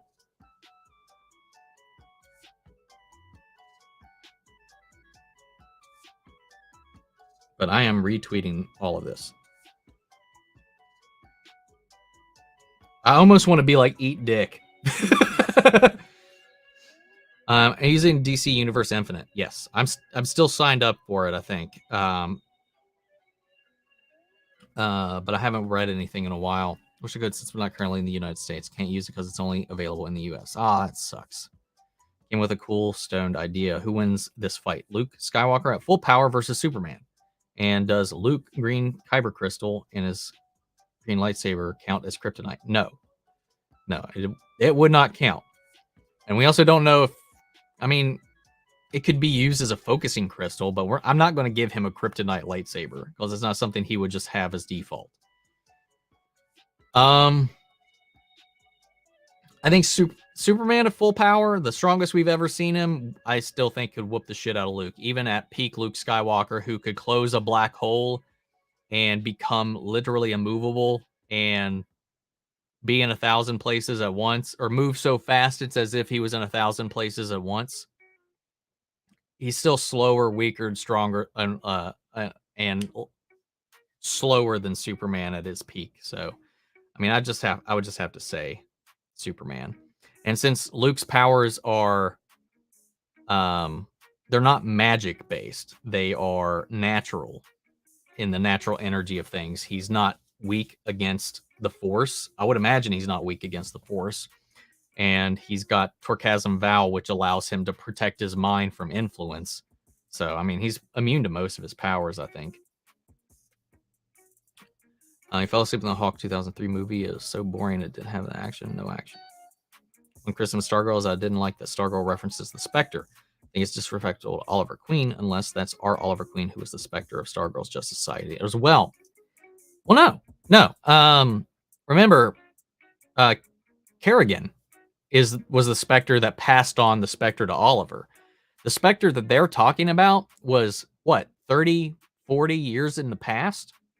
That would have been well before he passed it on to Barry, or to Oliver. So I'm in my head canon, they're talking about the Spectre that passed on the ability to Oliver. That's my head canon until they say otherwise. What are my thoughts on the Doctor Who series? I absolutely love it up until Chibnall took over. Not a huge fan. I don't hate it, but it's definitely boring as fuck. I have such a hard time getting into it. Besides Arrow, what's my favorite Arrowverse show? Flash. The Flash. And once Superman and Lois get into maybe a couple more seasons, I can be more confident that it will probably rise up that list. Because I don't want to judge it preemptively on one good season when a lot of the Arrowverse shows have had one pretty damn good season, and then it's just kind of all over the place from there. So I wanted to have some legs a little bit more from there. Have I seen the Fresh Prince of Bel-Air reunion? No, like I said, I've seen a few episodes before. It would just make I have no stakes in seeing the reunion. Should Sargo, in my opinion, stay grounded like the family friendship feels it has. I agree with that. Oh, I wasn't trying to discredit argument. Most of Superman has bigger audiences than HBO Max. Doom Patrol is not popular with general audiences. Oh yeah, Doom Patrol is definitely definitely not popular, dude. This last season got. I could just use like my viewership as some kind of a gauge. This last season of it had some of my worst views in a long time, like even compared to the other Arrowverse shows. Adrian blowing up Elian Yu was one of the best moments of Arrow. Yep, I agree with that. What are my thoughts on the Wheel of Time? I don't know jack shit about it, and I haven't watched it. But I thought the trailers weren't that good. Arrow's Adrian Chase wasn't Adrian Chase though. His real name was Simon Morrison. He doesn't even compare to Peacemaker's version. It's a different character. What?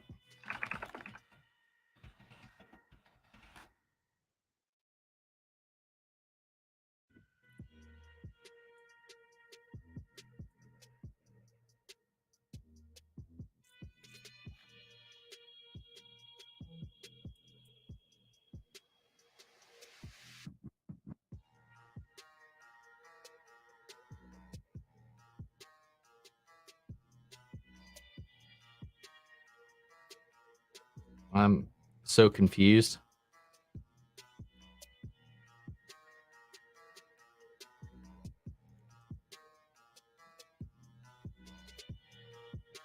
See, it says Adrian Chase, his alias was Simon Morrison.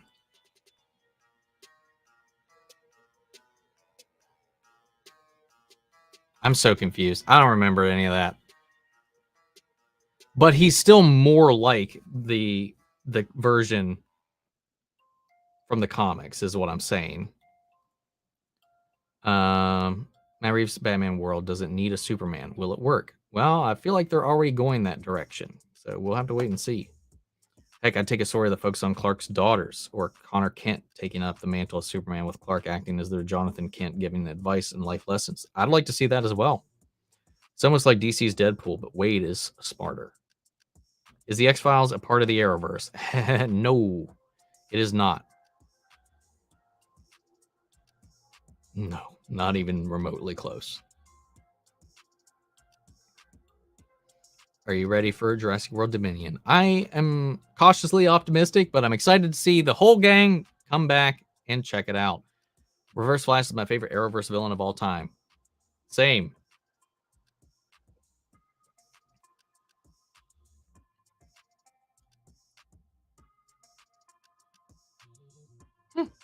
That's neat. That's a neat little interesting. The comparisons geographically of the DC universe cities and everything else.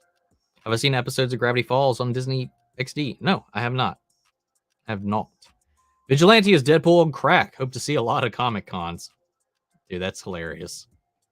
Though I don't know how I feel about Lucas Grabel headlining a show.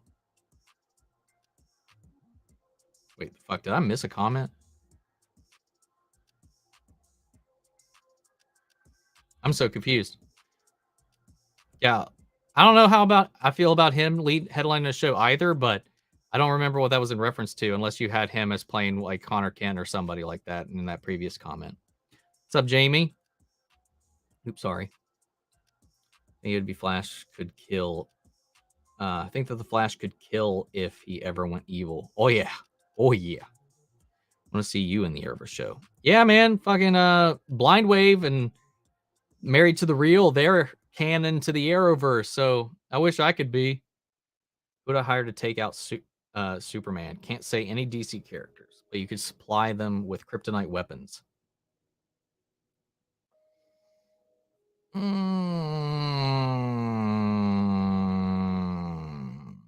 Shit, I don't know.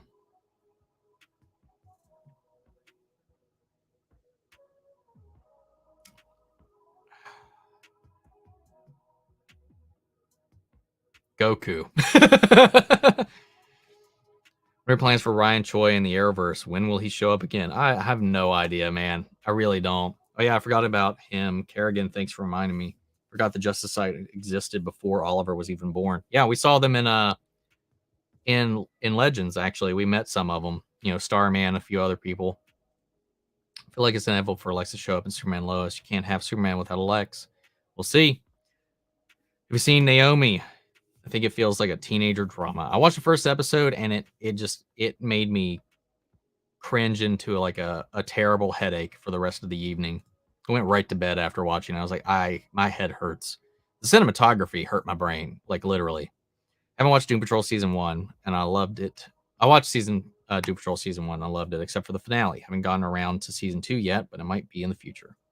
I love Doom Patrol. I really do. I find it really endearing. Love Doom Patrol. My phone is themed after, and it's definitely niche. Now, it's definitely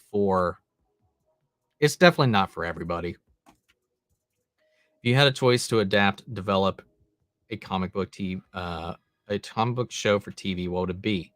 I would do a live action X-Force or X Factor. I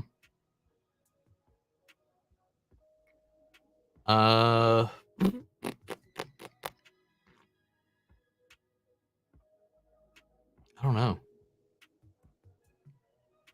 I'd like it just a Batman show. That'd be cool. Just give me Batman. Just give me a Batman show without these like Batman analogs. I'll clear this up. Adrian Chase is Vigilante. That was even the plan for Arrow, but all the fans immediately figured out the Vigilante was Adrian Chase. So the reveal, they decided to change it. Okay, interesting. And then they made Adrian Chase Prometheus instead, which is why the real Vigilante actor wasn't introduced until the next season.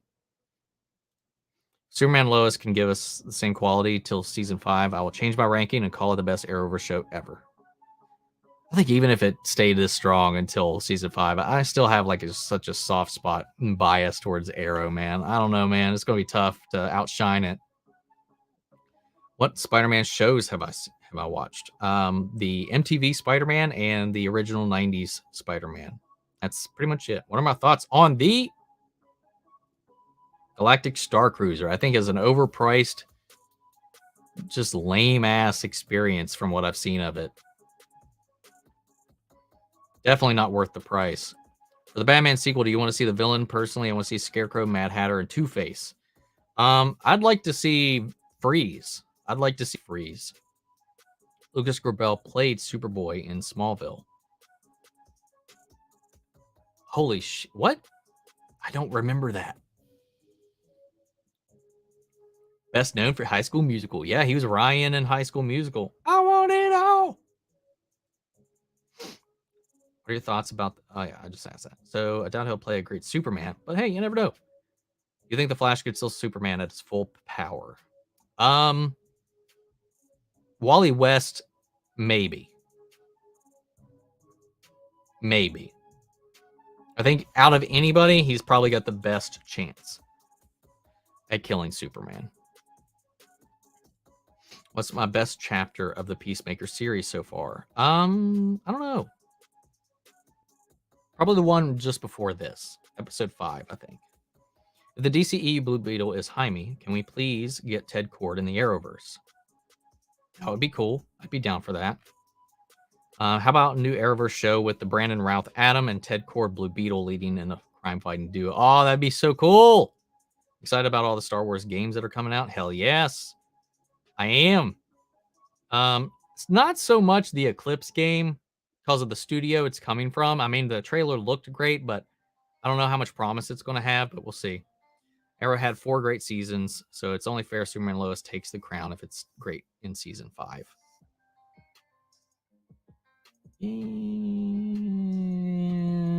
But I still just love Oliver too much. I don't know if I can give it up. What state do I live in? West Virginia.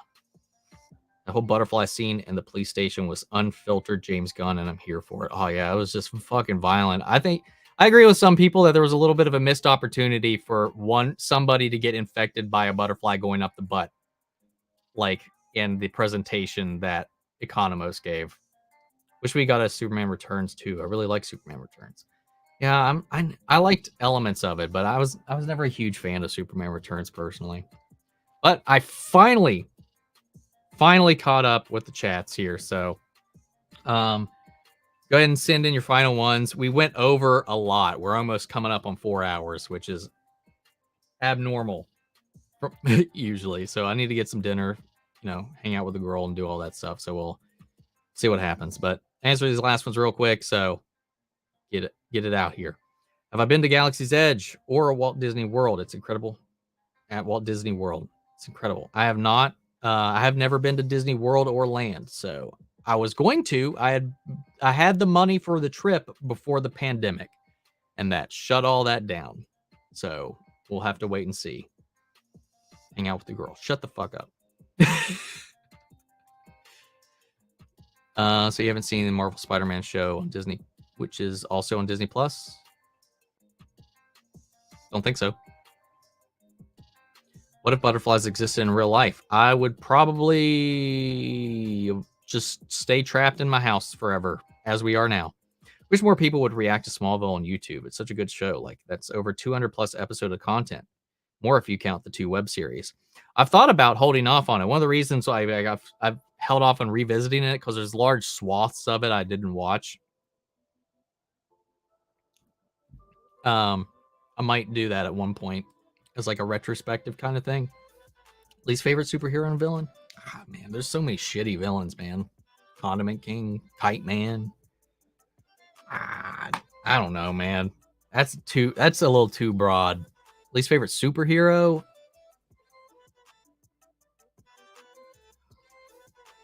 And again, there's just so many. It's hard to pick one shitty superhero. Probably, God, I don't even know. Probably Plastic Man or the Elongated Man, to be honest. Villain?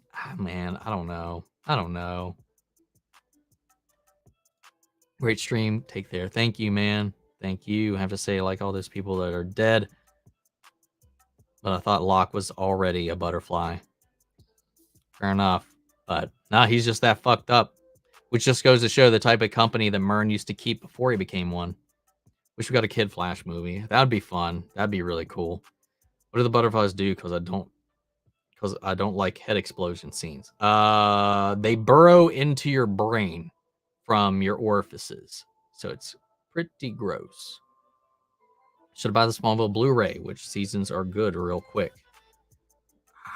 Somebody else help him out. I don't remember a lot of Smallville, so I can't really say. Do you think butterflies will exist outside the Peacemaker? I think they already do. Saw some possible hints as to what they might be setting up, so I don't know. We'll see. Chilblain. Yes, thank you. I'll go with that. Fuck that dude. So tired of him and his abs. Currently rewatching it. Just finished season 1 a couple days ago. My God, I love the early season of Monster Week stories. Still like the later season, but early Smallville was peak. Would you like to see Aurora sing in the Star Wars live action series? Aurora? To see Aurora sing in the Star Wars live action series. I don't know what you mean. Want to see Peacemaker and Arrow fight. That'd be cool. Who's scarier, Amanda Waller or Carnage? Amanda Waller, in my opinion. Is that... I don't know. Flash needs more movies. Yeah, man. Oh, gosh. Stretch. The Bounty Hunter. I don't know who you're talking about. Aurora. Anyway, guys, I'm calling it quits. It's been a great stream. Thank you guys, everybody, for contributing to the chat, for the super chats, the conversations, all that jazz. If you have any other questions, leave it in the comments. Come hang out in the Discord. As always, follow my socials. I'm trying to get those numbers up. So come follow me on Twitter, Instagram, TikTok, all that jazz. And I will see you all later. Amanda Walter Burrow Chi-Chi from Dragon Ball? What? Amanda Waller or Chi-Chi from Dragon Ball? I would take Chi-Chi over Amanda Waller any day of the week. Any day of the week. Oh, okay. I know what you're talking about now. Anyway, gotta go. Take care, everybody.